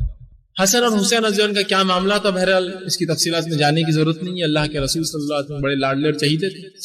آپ دونوں کی عقیقت اللہ کے رسول نے کی 7ویں دن. آپ کے بال آپ نے ترشوائے، اس کے بالوں کے وزن کے بعد پیسہ تقسیم کیا اور آپ بڑے خوش ہوئے. کہ اسامہ بن زید فرماتے ہیں میں نے دیکھا اللہ کسی کچھ چادر میں کچھ لا رہے ہیں چھپا کے. میں نے کہا اللہ کے رسول چادر میں کیا ہے؟ آپ دیکھنا چاہتے ہو کیا ہے؟ جب چادر کھولی تو ایک طرف حسن گود میں تھے، ایک طرف حسین، وہ اندر چادر پکڑے ہوئے. تو اللہ کے رسول نے کہا جو ان سے محبت کرتا ہے اس سے میں محبت کرتا ہوں، اور جو ان سے نفرت کرتا ہے اس سے میں نفرت کرتا ہوں۔ جس نے ان سے محبت کی اس نے مجھ سے محبت کی، جس نے ان سے نفرت کی اس نے مجھ سے نفرت کی۔ تو گویا رسول اللہ صلی اللہ علیہ وسلم بہت ان سے محبت کرتے، اس حد تک محبت کرتے کہ نماز کی حالت میں رسول اللہ ہوتے یہ کبھی سر پر چڑھ جاتے، کبھی کاندھوں بیٹھ جاتے، کبھی ایک بار فرض نماز میں رسول اللہ ہوتے اور چونکہ گھر نزدیک تھا مسجد نبی کے، دونوں بچے مسجد میں آ جاتے، رسول اللہ کو سجدے میں سے اٹھنے نہ اتنی دیر تک کہ ایک مرتبہ ایک صحابی کہتے ہم کو لگا رسول اللہ کا انتقال تو نہیں کر سجدے کی حالت میں، اور میں نے اٹھا کر سر دیکھا تو رسول اللہ صلی اللہ علیہ وسلم زندہ ہے، اور یہ دونوں سب بیٹھے ہوئے کاندھے پر اٹھنے دے رہے اللہ کے رسول، اور ایک چڑھ کر بیٹھتا پھر دوسرا اترتا، اور دوسرا چڑھ کر بیٹھتا اور پہلا اترتا۔ پھر اللہ کے رسول کو بعد میں آیا نماز کے بعد اس صحابی نے اور دونوں کو تھوڑا سا وہ کیا اور کہا ایسا کرتے نانا کے ساتھ نماز میں آ کر اس طرح کرتے؟ تو اللہ کے رسول نے کہا ان کو ایسا مت کرو، ان کو برا بلا مت کرو، کیونکہ جس نے ان سے محبت کی اس نے مجھ سے محبت کی۔ تو صحابی رسول بہرحال پھر خاموش ہو کر اللہ کے رسول پھر کہا کہ میں سجدے سے اٹھنا چاہ رہا تھا، اٹھنا ہی چاہ رہا تھا میں تو بہرحال، لیکن میں نے سوچا جو ہے میرا بچہ بھی تھوڑا سواری کر لے اپنی، اس لیے میں تھوڑی دیر رکا رہا۔ مطلب سواری مطلب جیسا بچے ہوتے چھوٹے بھائی، اونٹ ہے گھوڑا ہے کچھ بول کے بڑے آتے کسی کی پیٹھ پر، رسول نے کہا میرا بھی دل چاہا کہ تھوڑی سواری کر لے نانا کی پیٹھ کی، پھر میں اٹھ جاؤں گا۔ اور بہرحال وہ ایک اترتا اور دوسرا بڑھ جاتا، دوسرا اترتا اور پہلا بڑھ جاتا، بہرحال اس سے تاخیر ہوگی، سجدے میں اتنی تاخیر کی لگا کہ رسول اللہ کا انتقال ہوگا، صحابہ سمجھے کہ موت ہوگی، حتیٰ کہ کچھ صحابہ نے اٹھ کر دیکھ بھی لیا سجدے میں سے کیا معاملہ ہے کیا ماجرا ہے۔ بہرحال تو رسول اللہ صلی اللہ علیہ وسلم ان دونوں سے بڑی محبت کرتے، ٹھیک۔ اسی طرح جو ہے اللہ کے رسول صلی اللہ علیہ وسلم کے بعد جو ہے ان کے جو دو بیٹیاں تھیں، بیٹے تو بہرحال یہ دو تھے، اور اس کے بعد جو دو بیٹیاں تھیں جس میں سے ایک بیٹی جو تھی جو پہلی والی بیٹی تھی جو زینب تھی، زینب بنت علی، ان کا نکاح جو ہے انہوں نے جو ہے عبداللہ بن جعفر سے کیا، جو کہ ان کے چچے جو ہے سگے بھائی تھے، جعفر بن ابی طالب، حضرت علی کے بڑے بھائی جو جعفر تھے ان کے بیٹے عبداللہ تھے، ان سے انہوں نے اس کا نکاح کیا۔ اور دوسرے جو بیٹی تھی ان کی جس کا نام ام جو ہے کلثوم تھا، اس کا جو ہے شادی انہوں نے جو عمر ابن خطاب رضی اللہ عنہ سے کی تھی۔ عمر ابن خطاب جب خلیفہ تھے اس وقت آپ نے پیغام بھیجا تھا علی کی بیٹی کو اور انہوں نے نکاح میں دے دیا۔ اس واقعے سے بہرحال ایک چیز جو سمجھ میں آتی ہے وہ یہ ہے کہ صحابہ کے نکاح کرنے کا معاملہ اور ان کی اولادوں کی پیدائش کا معاملہ یاد رکھیے پوری تمام زندگی چلتا رہا۔ عمر رضی اللہ عنہ کی عمر کیا رہی ہوں گی جب یہ خلیفہ تھے؟ کم بیشی 53 سال کی یا 54 سال کی عمر میں خلیفہ بنے، 63 سال کی عمر میں انتقال کر کے 10 سال کی خلافت چلی، اس میں انہوں نے نکاح کیا کس کی بیٹی سے؟ حضرت علی کی۔ یہ عمر میں کتنی چھوٹی رہی ہوئی ان سے، اندازہ لگا۔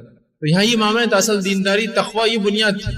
تو حضرت علی رضی اللہ عنہ نے خوشی خوشی جب عمر ابن خطاب نے رشتہ بھیجا اپنی بیٹی کا نکاح جو ہے ان سے کر دیا۔ عمر ابن خطاب رضی اللہ عنہ، عمر ابن خطاب نے جب نکاح کیا آئے اور کہا مہاجر اور انصار کو بلایا جائے، مہاجر انصار لوگ جمع ہو، کہا آج مجھے مبارکباد دو تم لوگ۔ تو کہا کس چیز کی مبارکباد میرے لوگ؟ کہا آج میرا بھی رشتہ اور ناتا جو ہے آل محمد سے سیدھا جوڑ گیا جاتا، اس لیے کہ عمر ابن خطاب رضی اللہ عنہ رشتے میں رسول اللہ کے رشتے میں تھے لیکن اوپری نسل سے تھے، 5ویں 6ٹھی نسل میں آپ کا خاندان ملتا تھا۔ ان کا آج میں سیدھے کنیکٹ ہو گیا اللہ کے رسول کی نسبت سے جا کر، اس لیے کہ اللہ کے رسول کی نواسی میرے نکاح میں آ گئی، تو ظاہر سی بات ہے آپ جو ہے اللہ کے رسول کے سسر بھی رہے آپ کی حیات میں، اور رسول اللہ کے انتقال کے بعد جو ہے آپ صلی اللہ علیہ وسلم کی نواسی سے نکاح کر لیا۔ اندازہ ہے تو کہا آج میں سیدھے آل محمد سے جا کر جڑ گیا، تو صحابہ کو بڑی خوشی ہوئی اور مہاجر انصار دونوں نے مبارکباد دی کہ یہ تو شرف کی بات ہے کسی کا رشتہ جو ہے آل محمد سے سیدھا جا کر جڑا۔ تو کہا ہوا اسی طرح جو ہے حضرت فاطمہ رضی اللہ عنہا جو ہے ان کے بڑے فضائل اور ان کے خصائل آتے ہیں، ان کی فضیلت میں سے فضائل میں سے ایک آتے ہیں کہ اللہ کے رسول نے بشارت دی جنتی ہونے کی اور جنتی عورتوں کی جو ہے سردار ہوں گی۔ حضرت فاطمہ رضی اللہ عنہا جنتی عورتوں کی سردار ہوں گی۔ اسی طرح آپ نے فرمایا ابوبکر صدیق جنتی مردوں کے اور حسن اور حسین جنت کے نوجوانوں کی۔ اب حسن لوگ بولتے ہیں یار یہ سمجھ میں نہیں آ رہا، ابوبکر صدیق تو خود مردوں کے سردار ہو گئے تو حسن اور حسین کیسے ہوں گے پھر، ہے نا؟ یاد رکھیے حدیث کے الفاظ ہیں ابوبکر صدیق جنتی مردوں کے اور حسن اور حسین جنت کے نوجوانوں کے۔ اس کا مطلب یہ جو بوڑھا ہو کر مریں گا ان کا سردار ابوبکر صدیق رضی اللہ عنہ ہوں گے، اور جو جوانی میں نوجوان مر جائیں گے مسلمان ان کے سردار حسن اور حسین ہوں گے، اور اسٹوڈنٹ ونگ یا اس کو بولیں یوتھ ونگ کے لیڈر وہ ہوں گے، اور یہ جو رہیں گے وہ سمجھ رہے آپ جو کہا نوجوانوں کے اور آدمیوں کے، تو جو بوڑھا ہو کر انتقال کریں گا تو ابوبکر صدیق اس کے لیڈر ہوں گے، اور جو جوانی میں نوجوان مر جائیں گے مسلمان ان کے لیڈر حسن اور حسین ہوں گے، یہ معنی میں۔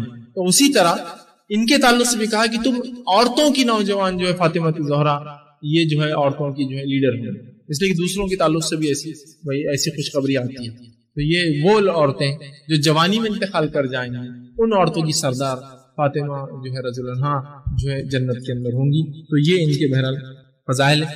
اسی طرح جو ہے اللہ کے رسول صلی اللہ علیہ وسلم پہ جب سورہ نصر نازل ہوئی، اذا جاء نصر اللہ والفتح، آپ کو اعلان بتا دیا گیا کہ آپ کے انتقال کے وقت قریب ہے. تو آپ صلی اللہ علیہ وسلم اپنی بیٹی کو بلایا اور کہا بیٹی میرے انتقال کا وقت جو ہے بہت قریب ہے. تو بہت رونے لگی، بہت محبت کرتی اپنے والد سے، بہت رونے لگی. اس کے بعد فوراً بلایا، کان میں کچھ کہا تو بہت ہنسنے لگی.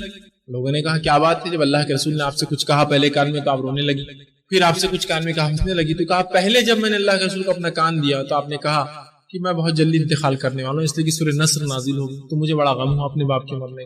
لیکن پھر رسول اللہ نے دوسری اور مجھ سے کہا سب سے پہلے مجھ سے تم ملو گی، مطلب میرے مرنے کے بعد سب سے پہلے میرے خاندان سے تم مرو گی اور مجھ سے ملو گی تو مجھے سب سے زیادہ خوشی ہوگی. تو پھر میں ہنسنے لگی.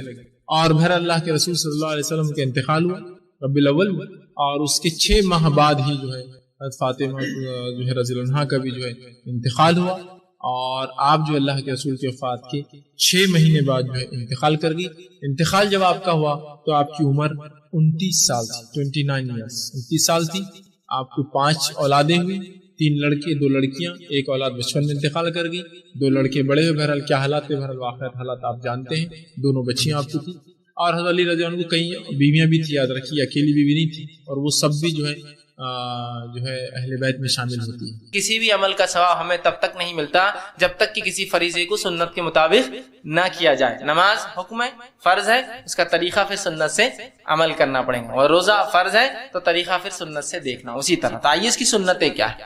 اب فرائض کو چھوڑ کے سنتیں رکھوں گا، بعد میں دونوں کو کلب ایک ساتھ ملا کے رکھوں گا. آئیے اب وضو کی سنتیں کیا ہے. تو وضو کی سب سے پہلی سنت ہے وضو کی ابتدا بسم اللہ سے کرنا. نبی اکرم صلی اللہ علیہ وسلم فرماتے اور کہتے ہیں لا وضو لمن لم یذکر اسم اللہ علیہ، اس کا وضو نہیں جس نے اللہ کا ذکر اس پر نہ کیا ہو، بسم اللہ نہ پڑھا ہو. ٹھیک ہے، لیکن اس کو علماء واجب میں نہیں کہتے، اس کو سنت میں شامل کرتے ہیں. ٹھیک ہے، تو لہٰذا وضو سے پہلے بسم اللہ کا کہنا یہ پہلی وضو کی سنت ہے. نیت کر لی آپ نے، اب بسم اللہ کہہ کر بیٹھیں گے. انشاءاللہ بعد میں دونوں کو ملاتا جاؤں گا یہ کیسا ہوگا.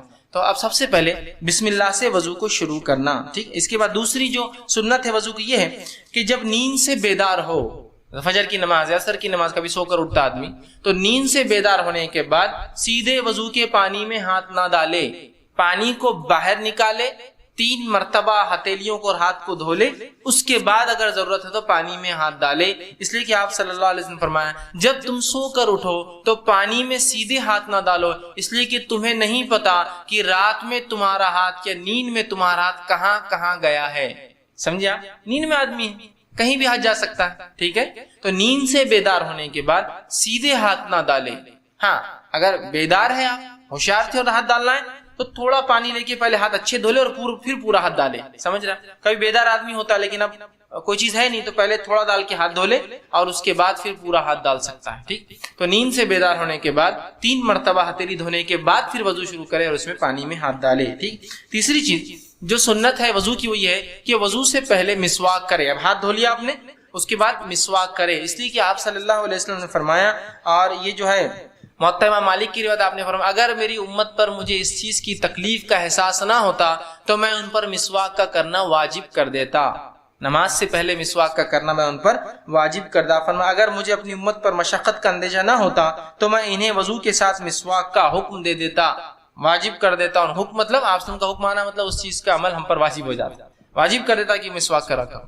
تو یہ بھی سنت ہے، آپ کوشش کرے کہ اب وضو شروع ہو، بسم اللہ کہا، ہاتھ دھویا، مسواک کرے اس سے پہلے. ٹھیک، اس کے بعد چوتھی چیز جو آپ یاد رکھیں گے کلی کا کرنا.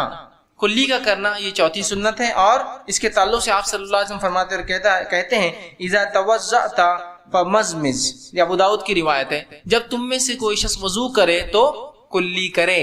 اور مزمز کہتے ہیں عربی زبان میں پانی کو منہ میں لینا، منہ میں لے کر آگے پیچھے کرنا تاکہ اس سے اگر کوئی غلاظت، کوئی چیز، کوئی کھائی ہوئی چیز باقی ہو تو نکل جائے. بہت سے لوگ کلی کرتے ہیں، پانی لیتے اور ہڑبل کی پانی گر جاتا ہے، مطلب صرف پانی منہ میں گیا اور بس گر گیا، ایسا بچے کرتے ہیں. ویسا نہیں، مزمز اندر لے کے اس کو آپ آگے پیچھے جو بھی کر سکتے تاکہ جتنا زیادہ صاف ہو سکے. مسواک تو کر لیا آپ نے، اس سے تو اکثر جو ہے چیزیں نکل گئی، لیکن پھر بھی کچھ باقی رہ گیا، مسواک کا تنکا رہ گیا، کوئی چیز مسواک کرنے سے ڈھیلی ہوئی تو کلی میں نکلیں گی. یاد رکھیں مسواک کرنے سے نہیں نکلیں گی، پھر آپ کلی کریں گے. تو منہ میں پانی لے کر مزمز کہتے ہیں اس کو پانی کو ہلانا. بہت سے لوگ بولتے ہیں کتنی گندی آواز آ رہی، تو دیکھیے یہ فطری چیزیں ہیں. غیر فطری آوازوں کو گائک گانے گا رہے, پتہ نہیں گندے گندے راگ نکال رہے ہیں, اس کو آپ بڑا اچھا سمجھتے ہیں. غیر فطری چیز کو فطرت بنا دی, فطرت کو غیر فطرت بنا دیا. فطری آوازیں ہیں, کلی کرنا ہے, منہ صاف کرنا ہے. مختلف لوگ جب منہ صاف کریں گے تو مختلف پانی آواز کریں گے. منہ میں جانے کے بعد پانی جب گھومے گا تو اس میں بلبلے بنتے ہیں, جس کی وجہ سے آواز ہوتی ہے نا. تو یہ آواز فطری ہے, یہ صفائی کے لیے, یہ ضرورت ہے, اس کے بغیر صفائی نہیں ہو سکتی. ٹھیک, تو آپ پانی لے کے اس کو کلی کریں گے. اور خواتین بالخصوص یاد رکھیے, عورتوں کو بہت شرم آتی ہے, آپ مکمل وضو نہیں کر پائیں گے. پھر یہ شرم اور حیا وہاں ہو جہاں حرام کاریاں ہیں, غلط کام ہیں, بے حیائی ہے, بے شرمی ہے. کتاب و سنت کے ماننے میں مومن شرم محسوس نہیں کرتے ہیں. ٹھیک ہے, ہاں بے حیائی کے کام مومن کو بڑی شرم آتی ہے. تو بے حیائی میں تو ہم بے شرم ہو گئے, اور جہاں حیا کی ضرورت نہیں وہاں خامخواہ کی حیا اختیار کرتے ہیں. تو کلی کرے, مزمز گھمائے پانی کو, عربی میں یہی مانا ہے اس کا. اور اس کے بعد تھوکنا ہے اس پانی, اسی کو کہتے ہیں کلی. پینا نہیں ہے اس کو, تھوکنا ہے اس کو. ٹھیک, تو اس کو کلی کر کے پینا بھی ہو سکتا ہے. وہ کب ہو سکتا ہے؟ آپ نے کھانا کھایا, کھانا کھانے کے بعد بہت سارا کھانا منہ میں رہ جاتا ہے, جو کہ کوئی خرابی نہیں, کوئی گندا نہیں ہوتا ہے. کلی کر کے نگل جائیے اس کو, دانت بھی صاف ہو جاتے ہیں, اور رزق جو بچا کچا ہے وہ بھی اندر چلا جاتا ہے. لیکن وضو کے اندر تھوکنا ہے آپ. تو آپ نے کلی کی اور اس کو آپ تھوک رہے ہیں. ٹھیک, تو جو وضو کے اندر جو چوتھی چیز آپ کریں گے وہ کلی کا کرنا ہے. اور کچھ علماء نے اس کو فرائض میں بھی شامل کیا ہے, یاد رکھیے. کچھ علماء نے اس کو فرائض میں بھی شامل کیا, لیکن بہرحال عمومی اعتبار سے زیادہ تر نے اس کو سنت ہی کہا ہے. پانچویں سنت جو نماز کی ہے, اس کو بھی علماء فرائض میں شامل کرتے ہیں. کچھ علماء وہ یہ ہے ناک میں پانی لینا. میں ترتیب میں جا رہا ہوں, پورا سیکوینس میں, جیسا فرائض ویسی سنت ترتیب میں. ناک میں پانی لینا, ناک میں پانی لینا یہ وضو کی سنت ہے, یاد رکھیے. پانی لینے کے تعلق سے نبی اکرم صلی اللہ علیہ وسلم فرماتے اور کہتے ہیں بالغ فی استنشاقی الا ان تکونوا صائما. یہ مسند احمد کی اور ابو داؤد کی روایت ہے. ناک میں پانی لینے میں مبالغہ کرو, بالغ زیادتی کرو, ایکسس میں جاؤ, دور تک جاؤ اس معاملے میں. مبالغہ سمجھتے ہیں نا, بڑا چڑھا کر کرو. ناک میں پانی لینے میں بڑا چڑھا کر بڑھو, آگے بڑھو, سوائے اس کی کہ تم روزے دار ہو. روزے دار ہے تو ناک میں پانی پھر بڑا چڑھا کر نہیں لینا ہے, صرف سادہ لینا ہے, سادہ لینا ہے, سادہ لینا. لیکن اگر روزے دار نہ ہو, بڑا چڑھا کر کرو, زیادہ سے زیادہ پانی لو اور زیادہ سے زیادہ صاف کرو, یہ مانا ہے. تو آپ نے فرمایا رکھا بالغ فی الاستنشاق الا ان تکونوا صائما, مبالغہ کر, زیادہ کر ناک میں پانی لینے کے معاملے میں, سوائے اس کے کہ تو روزہ دار. روزہ ہونے میں کیا ڈر ہے کہ اندر حلق میں پانی چل جائے گا, ناک سے بھی پانی جاتا ہے. تو لہٰذا روزدار نہیں, لیکن اگر آپ روزے سے نہیں ہیں تو مبالغہ کیجئے, پانی کھینچ کے پھر اس کو جھاڑیے, ناک کو صاف کیجئے, ناک میں پانی لے جا اور اس میں مبالغہ. اور کیوں یہ مبالغہ کرنا ہے؟ صفائی کی نیت سے. ہمارے پاس بہت سے لوگ وضو کرتے ہیں, کلی لیا ویسے تھوک ڈالا پانی, اور پانی ناک میں نہیں لیتے, پانی کو لیا لے گئے ناک تک, ٹھیک, اور خالی, اور پانی وہی ٹپک رہا ہے, خالی ٹچ کر کے لاتے ہیں. خاص طور سے خواتین میں بڑا ہوا, نہیں وہ کھینچے تو میرے کو تکلیف ہو جاتی, وہ ایسا ہو جاتا, اندر چل جاتا, جلن ہوتی, یہ ہوتا, فلاں ہوتا. ارے میرے بھائی, ارے میری بہن, دیکھو جو ناک کی جلن اور وہ ہے وہ صاف نہیں کرنے سے. یہ ناک صاف کرنا بڑا اہم ہے. ناک میں اللہ رب العزت نے ہمارے ناک کو اس طرح سے ایئر کنڈیشن کیا, اس طرح سے بنایا کہ ناک میں اس کچھ غدود ہوتے ہیں جو اندر جو ہے کچھ قسم کے مادے چھوڑتے ہیں, جو بعد میں غلاظت کہلاتی ہے, لیکن پہلے ابتدائی مرحلے میں ان کا ہونا بہت ضروری ہے. جیسا منہ میں تھوک آتا ہے, منہ میں تھوک نہ آئے تو کیا تکلیف ہو سکتی ہے آپ گمان بھی نہیں کر سکتے, امیجن نہیں کر سکتے. صرف ایک نوالا چبا کے کھا لے بغیر تھوک کے تو اسے پتا چلے گا تھوک کا کتنی اہمیت. لیکن تھوک دے تو غلاظت ہے, جب تک منہ میں ہے. سمجھ رہے بات کو, سمجھ رہے آپ؟ تو اسی طرح ناک کے غدود جو ہے کچھ مادوں کو چھوڑتے ہیں, جو مادے آپ کی ناک کو گرم اور ٹھنڈی ہواؤں کو کنٹرول کرتے ہیں. لیکن ہوتا یہ کہ تھوڑی دیر بعد وہ جم کے سخت ہو جاتے ہیں ناک کے دونوں طرف. جن کو یہ وضو کم از کم مومن کریں گا تو 5 وقت ان کو دھو کر نکالیں گا. دھونے کی بنیاد پر نئے غدود, پھر غدود نیا مادہ چھوڑتا ہے, ناک اور فریش رہتی ہے, سانس لینا اچھا لگتا ہے. بہت سے لوگ ڈل, پریشان محسوس کرتے, تو میں کہتا ہوں ناک اچھے سے دھویا کرو, اس لیے کہ ناک اچھے سے نہیں دھونا بہت ساری بیماریوں کی, بہت ساری, چونکہ سانس بہت امپورٹنٹ ہے, یاد رکھیے. سانس اگر درست نہیں ہوئی تو آپ کی تمام, جس آپ سانس برابر نہیں لی جا رہی تو آدمی پھر سکون محسوس نہیں کرتا ہے, بے اطمینان ہو جاتا ہے, فریشنس نہیں آتی اس میں.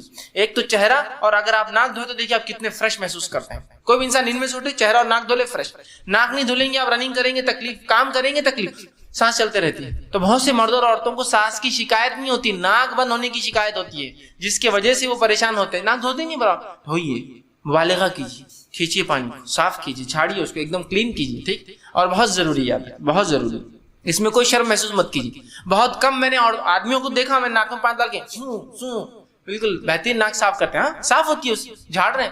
عورتیں کبھی نہیں ایسا لگا کہ ایسا کونے میں دیکھتے کوئی دیکھ رہا تو نہیں ادھر جا کے، اگر ہے بھی تو اس کو مادے کو تو دبا دو اور چھپا دو. چیخ بھی لینے میں حیا محسوس کرتے ہیں، جو فطری چیز ہے ان میں حیا کی کیا چیز ہے. ہاں جمائی لینے میں حیا کیجیے. جمائی لینے سے آپ نے لوگوں کہا کہ جمائی مت لو، جمائی کے ذریعے شیطان امت مسلمہ پہ سستی طاری کرتا ہے. تو جمائی کو روکو، آ رہی تو منہ مت کھولو، اس کے کھل گیا تو بند کرو. تو وہاں تو جمائیاں پوری فل لے رہے ہو، چیخ آ رہی تو اس لیے کہ ایٹیکیٹ کے خلاف ہے چیخ لینا. کیسی عجیب بات ہے نا، جو شریعت بتا رہی ہے کہ چھینک لو، جمائی کو روکو، جمائی لے رہے ہیں چھینکوں کو روک رہے ہیں. تو ناک صاف کیجیے، بہترین انداز صاف کیجیے، جھاڑیے اس کو. صاف کرنا اس کو بھی کچھ علماء نے فرائض میں قرار دیا، اس لیے کہ آپ سب نے ایک حدیث میں فرمایا جو صحیح مسلم کی روایت ہے، 10 چیزیں فطرت میں، اس میں سے ایک کہا ناک کو صاف کرنا. تو اس اعتبار سے وہ کہتے ہیں یہ فرض میں ہے، لیکن بہرحال اکثر نے اس کو سنت میں داخل کیا. تو یہ تھی 5ویں سنت. 6ٹھی سنت جو ہے داڑھی کا خلال کرنا. اگر داڑھی آپ کی گھنی ہے، ہلکی داڑھی ہے، تو پھر تو آپ کو پورا چہرہ دھونا پڑے گا. ہلکی ہلکی داڑھی جو رکھتے ہیں پورا دھونا پڑے گا، اس میں جلد دکھتی ہے. لیکن داڑھی گھنی ہے، بڑھ رہی ہے، تو ظاہر سی بات ہے چہرہ دھل نہیں سکتا نیچے کا، تو اس میں خلال کرنا پڑے گا. خلال مطلب پانی لے کے تھوڑی تک ڈالیں گے اور ملیں گے. ایگزیکٹلی پورا بھیگنا ضروری نہیں ہوگا، اس لیے کہ وہ ہو بھی نہیں پائیں گا. چھوٹی موٹی داڑھی پھر میری داڑھی میں بھی ہو سکتا ہے دھل جائے، لیکن جن کی اور گھنی ہو اتنی بڑی آ گئی تو اب کیسا دھوئیں گے اندر ڈال؟ تو خالی اٹھا کر خلال سمجھ رہے؟ خلال مطلب اندر سے تھوڑی کو لگا دیں گا، تھوڑی کو پانی لگنے کے بعد باہر سے دھو لیں گے، خلال. تو یہ سننا داڑھی کا خلال. لیکن جن کا دکھ رہا ہے اس کی، جیسا میری جلد دکھتی ہے پوری، داڑھی ہلکی ہلکی ہے میری، کچھ لوگ چھوٹی رکھتے ہیں اس وجہ سے، کچھ لوگ کے روئے ہوتے ہیں، کچھ لوگ کی جمال ہونے جلدی، تو ان کو تو پورا دھونا پڑے گا. لیکن جن کے گھنے آ جاتے ہیں، بہت مشکل ہوتا ہے، تو تھوڑی کا خلال اور باقی جگہ ہاتھ ڈال کے اوپر سے کریں. ٹھیک ہے، یہ سنت ہے. اسی طرح جس چیز کو آپ یاد رکھیں گے، جو 7ویں چیز ہے، ہر عضو کو کم از کم ایک بار دھونا فرض اور 3 بار دھونا سنت ہے. ہر عضو کو 7ویں سنت، ہر عضو کو آپ 1 سے لے کر 3، سر کا مسح صرف ایک بار ہوگا، یاد رکھیں. 1 سے لے کر 3 تمام اعضاء کو آپ دھوئیں گے، سر کا مسح صرف ایک مرتبہ. 1 بار دھونا فرض اور 3 بار دھونا سنت ہے. تو 1 2 3 پانی کی اویلیبلٹی کے اعتبار سے، سہولت کے اعتبار سے یو کین گو آن جتنا آپ چاہیں. ایک بار اتنا ہی پانی ہے کہ ایک بار ہو سکتا ہے تو 1 ٹائم، اس سے زیادہ ہے تو 2 ٹائم، اس سے زیادہ ہے تو 3 ٹائم. 3 ٹائم بہت اچھا عمل ہے، اس لیے کہ انبیاء کی سنت میں سے یہ ہے کہ ہر اعضاء کو 3 بار دھونا. ٹھیک ہے، تو آپ بھی 3 بار دھوئیے اس کو. ٹھیک ہے، تو 3 بار دھونا میکسیمم ہے، یاد رکھیے. 8واں کانوں کے اندرونی حصے اور بیرونی حصے کو دھونا. آپ صلی اللہ علیہ وسلم کو دیکھا گیا کہ آپ صلی اللہ علیہ وسلم جب وضو کرتے تو اپنے معاف کرنا کان کے بیرونی اور اندرونی حصوں کو جو ہے آپ جو ہے مسح کرنا. نبی اکرم صلی اللہ، ابو داؤد کی روایت ہے، جب وضو کرتے تو صحابی رسول فرماتے کہ نبی اکرم صلی اللہ علیہ وسلم اپنے ہاتھ کو جب آپ مسح کریں گے نا، یہ مسح کے بعد آتا ہے یہ عمل، مسح کرنے کے بعد کان میں کرتے اور یوں کرتے کہ اپنی شہادت کی انگلیوں فرماتے ہیں، اپنے ہاتھ کی شہادت کی انگلی کو کان میں ڈالتے ہیں اندرونی حصے میں، اور اندر ڈال کے اس کو گھماتے. کانوں کا خلال گھمانے سے مراد ایسا گھمائے کہ پورا کان گیلا ہو جائے، گیلے سے سینس پانی لگ جائے. تو آپ نے کیا اور آپ اندر ڈال رہے ہیں، یہ آپ نے ڈالا تو یہ ہو گیا، اور اس کے بعد آپ اس کو پورا گھمائیں گے، یہ حصہ اور یہاں واپس لائیں گے. ٹھیک، اس میں کوئی شرم کی بات نہیں. خواتین بہت سی بار اس میں عورتوں کا بڑا مسئلہ ہوتا ہے، کچھ چیزوں کو کمپلیکیٹ سمجھتے ہیں کچھ، تو آپ پورا گھمائیں گے. تو کان میں ہاتھ ڈالا، یوں لیا اور پورا گھما. حدیث میں دیکھا گیا کہ آپ یہ انگلی سے کانوں کے اندر کرتے، آپ دونوں کرنا آپ کو ایک ساتھ. آپ نے پانی لیا، سر کا مسح کیا، اور اسی بچے پانی سے آپ کرتے تھے، اندر ڈالا اور یوں کر کے دونوں آپ نے کر لیا کان ہوئے. اس کے بعد نبی کے پھر انگوٹھوں سے اپنے ہاتھ کے کانوں کا بیرونی حصہ صاف کر، پہلے اندرونی انگلیوں سے، اس کے بعد انگوٹھے سے آپ بیرونی حصہ، باہر کا حصہ صاف کرتے. اس کے لیے آپ الگ سے پانی نہیں لیتے، اسی پانی میں کرتے تھے، مطلب مسح کے بچے ہوئے. چونکہ مسح میں یوں جا کے ہاتھ آیا واپس، اس کے بعد کانوں میں گیا، اور جب کان ختم ہوئے تو وہیں آپ اس کو کر لیا. یہ ہوا کانوں کا خلال. ٹھیک، اس کو مکمل دھونا نہیں جس طرح سے آپ چہرے کو دھو رہے تھے. خلال مطلب صرف پانی کا ٹچ ہو جانا کافی ہے، بہنا ضروری نہیں. خلال، ٹھیک، تو کانوں کا خلال کرتے. اس کے بعد 9ویں چیز، ہاتھوں اور پیروں کی انگلیوں میں نبی اکرم صلی اللہ علیہ وسلم خلال کرتے. آپ کے تعلق سے آتا ہے جو ہے ابن خزیمہ کی روایت ہے، جب تو وضو کر تو اپنے ہاتھ اور پاؤں کی انگلیوں کا خلال کر. آپ نے ایک صحابی کو جب تو وضو کر، خلال کیا ہوتا ہے؟ جب ہاتھ دھوئیں گے ہو سکتا ہے یہ حصے کیا ہوتے ہیں، سوکھے رہ جاتے ہیں، اور دوسرا یہ ہوتا ہے کہ یہ حصوں میں عام طور سے جلد جھڑتے رہتی ہے نکل کے. دیکھیے سردی میں بھی آپ کی انگلیوں کے یہ حصے پورے وائٹ ہو جاتے ہیں، نہا کے آئیے وائٹ ہو جاتے ہیں، تو وہاں پانی نہیں لگتا ہے. تو خلال سے کیا کریں گے آپ؟ اس سے پانی لگ جائیں گا ان حصوں میں. تو ہاتھوں کی اور پیروں کی انگلیاں اور امپورٹنٹ ہے، اس لیے کہ پیر جو ہے عموماً پیروں کی 2-3 انگلیاں پوری چپکی ہوئی ہوتی ہے ایک دوسرے سے، جس سے پانی ان میں نہیں جاتا. ٹھیک، تو خلال سے کیا کریں گے آپ؟ الٹے ہاتھ سے آپ سیدھے پیر سے شروع کریں گے، خلال کر انگلی کے اندر سے بیچ میں، یہ چھوٹی کر انگلی سے الٹے پیر سے شروع کریں، اندر وضو کے پانی کے ڈالنے کے بعد ایسا انگلی ڈال کے نکالیں گے. سمجھو پیر کا پنجہ ہے میرا، یہ اس میں ڈال کے نہیں، اس کو بولتے ہیں خلال. جب رائٹ کا ہو گیا پھر لیفٹ کی طرف جائیں گے، اور دونوں عمل یہ سیدھے پیر اور الٹے پیر کی خلال الٹے ہاتھ سے کرنا ہے آپ کو یاد رکھیں، اور چھوٹی انگلی سے آپ کر سکتے ہیں. اس کے علاوہ جو آپ کو سہولت ہو پھر یاد رکھیں، اس لیے کہ یہ سب سے آسانی سے جاتی ہے اندر. آپ اس کو ڈال کے خلال اس کو وہ کریں گے. تو یہ تھی 9ویں چیز. 10ویں چیز، ہاتھوں اور پیروں کو دھونے میں رائٹ سے لیفٹ کی طرف جائیں گے آپ. 10ویں سنت کہ تب ہاتھ کو دھونا اور پیر کو، یہ دو ہے آپ کے پاس، ہے نا. آنکھیں بھی دو ہے لیکن ایک جگہ ہے، کان بھی دو ہے ایک ہی جگہ لگے ہوئے، ٹھیک، اور ان کو ایک ساتھ کرنا ہے. لیکن جب معاملہ ہاتھ اور پیر کا آئیں گا، دو الگ سیپریٹ اینٹیٹی ہے، تو پہلے سیدھا ہاتھ دھوئیں گے اور پھر الٹا، پہلے سیدھا پیر دھوئیں گے پھر الٹا. اس لیے کہ نبی اکرم صلی اللہ علیہ وسلم ہر کام سیدھے سے الٹے کی طرف جاتے، کنگھی سیدھے سے الٹا، وضو سیدھے سے الٹا، کپڑا پہنتے سیدھے سے الٹا، بال جماتے، بال ترشواتے، ناخن کاٹتے سیدھے سے الٹا. تو رائٹ ہینڈ پھر لیفٹ ہینڈ، یہ 10ویں چیز. اس کے بعد جو ہے 11ویں چیز جو آپ یاد رکھیں گے وہ یہ ہے، ہاں چہرے اور ہاتھوں اور پیروں کے زیادہ سے زیادہ حصے کو آپ وضو میں شامل کر سکتے ہیں. یہ بھی سنت ہے، ہاتھوں اور پیروں کے زیادہ سے زیادہ حصے کو. سر آپ کا چہرہ کیا ہے؟ چہرہ دیکھیے یہاں سے لے کر تھوڑی تک ہے، کان سے کان. زیادہ سے زیادہ مطلب پانی اتنا لے کے آپ ڈالیں گی، زیادہ سمجھ، زیادتی. وضو کر رہے ہیں آپ تو کونیوں تک ہے نا، زیادتی کر سکتے ہیں. اس لیے کہ نبی اکرم صلی اللہ علیہ وسلم فرمایا اور کہا، صحیح بخاری کی، صحیح مسلم کی روایت ہے اور بخاری میں بھی آتی ہے، متفق علیہ روایت ہے، قیامت کے دن میری امت کے چہرے اور ہاتھ اور پاؤں وضو کے آثار کی وجہ سے منور ہوں گے، چمکیں گے، جو ہے وہ نور کے جیسے چمکیں گے. اور آپ نے فرمایا تم میں جو اپنی چمک کو لمبا کرنا چاہتا ہے تو لمبا کرے، مطلب جتنا حکم ہے اس کو مکمل تک ملتا، ایکسٹینڈ تک لے جاؤ اس کے میکسیمم. کہ آپ کونی دھو رہے تو کونی تو آ گئی، لیکن آپ ہاتھ کو یوں بھی کر لے سکتے تاکہ کہیں اندیشہ نہ ہو اور زیادہ ایکسٹینڈ. لیکن اس کا ہرگز مطلب نہیں کہ آپ ہر بار غسل کر کے نکلے وضو کے نام پر کہ میں زیادہ ہے تو پھر بڑھتے ہی جائے، وہ معنی نہیں ہے اس کا. لیکن جتنا پرفیکٹنس تک جا سکتے ہیں، میکسیمم چیزوں کو ایک ہی اس میں آپ دھو لے سکتے ہیں، یہ مراد ہے. اور آپ صلی اللہ علیہ وسلم کو ایک مرتبہ دیکھا گیا کہ آپ وضو کر رہے تھے اور جب ہاتھ دھوئے پانی زائد تھا تو، اور آپ کو سہولت تھی تو آپ نے ہاتھ کو اوپر تک دھویا. زیادہ تھا، کھلے ہوں گے آپ، کپڑے بھیگنے کے کوئی چانس نہیں ہوں گے تو آپ نے کر. اور ایک مرتبہ دیکھا گیا وضو کر رہے تھے، وضو کرتے ٹکنے سے آپ نے کافی اوپر تک پیر دھوئے. سمجھ رہے آپ؟ تو زیادہ تھی. یہ بھی سنت ہے کہ آپ میکسیمم کوریج دے اپنے چہرے کو، میکسیمم کوریج دے ہاتھ کو، میکسیمم کوریج دے پیروں کو، تاکہ وہ چمکنے والے اعضاء ہیں. ٹھیک. اسی طرح 12ویں چیز، وضو کے بعد دعا پڑھے. وضو سے پہلے ایک دعا بسم اللہ، وضو کے دوران کوئی دعا نہیں. اشہد ان لا الہ، لوگ چہرے مارتے اشہد ان لا الہ الا اللہ. ہاتھ دھو رہے ایک دعا، پیر دھو رہے ایک دعا، مسا کر رہے ایک دعا، کلی کر رہے ایک دعا، کان کا خلال ایک دعا، انگلیوں کا خلال ایک دعا، داڑھی دھو رہے ایک دعا. مطلب اتنی دعائیں کہ ایک وضو خانے میں نے ایک مرتبہ دیکھا جو شروع ہو رہے ہو بسم اللہ سے تو 25-30 دعائیں وضو ہونے تک. مطلب ہر سنت اور ہر فرض پہ ایک دعا نہیں، ابتدا میں ایک دعا بسم اللہ، وہ لا الہ الا اللہ یا اشہد ان لا الہ الا اللہ سے منہ دھونا بھی سنت سے ثابت نہیں، سب بدعات ہے یاد رکھ. اور وضو کے خاتمے پر ایک دعا. کیا دعا تھی جو آپ وسلم پڑھتے تھے؟ آپ صلی اللہ علیہ وسلم کے تعلق سے آتا ہے اور آپ صلی اللہ علیہ وسلم فرماتے ہیں، صحیح مسلم کی اور جامع ترمذی کی روایت ہے کہ نبی اکرم صلی اللہ علیہ وسلم جو وضو کرتے تھے پڑھتے اشہد ان لا الہ الا اللہ وحدہ لا شریک لہ واشہد ان محمدا عبدہ ورسولہ اللہم اجعلنی من التوابین واجعلنی من المتطہرین. یہ دعا کہ میں گواہی دیتا ہوں کہ اللہ کے سوا کوئی معبود برحق نہیں، اور میں گواہی دیتا ہوں کہ محمد اس کے بندے اور رسول ہے. اے اللہ مجھے، اللہم اجعلنی من التوابین، اے اللہ مجھے توبہ کرنے والوں میں شامل کر، تیری طرف رجوع کرنے والے میں شامل کر، واجعلنی من المتطہرین، اور مجھے طہارت حاصل کرنے پاکیزہ لوگوں میں، پاکیزگی والوں میں شامل کر.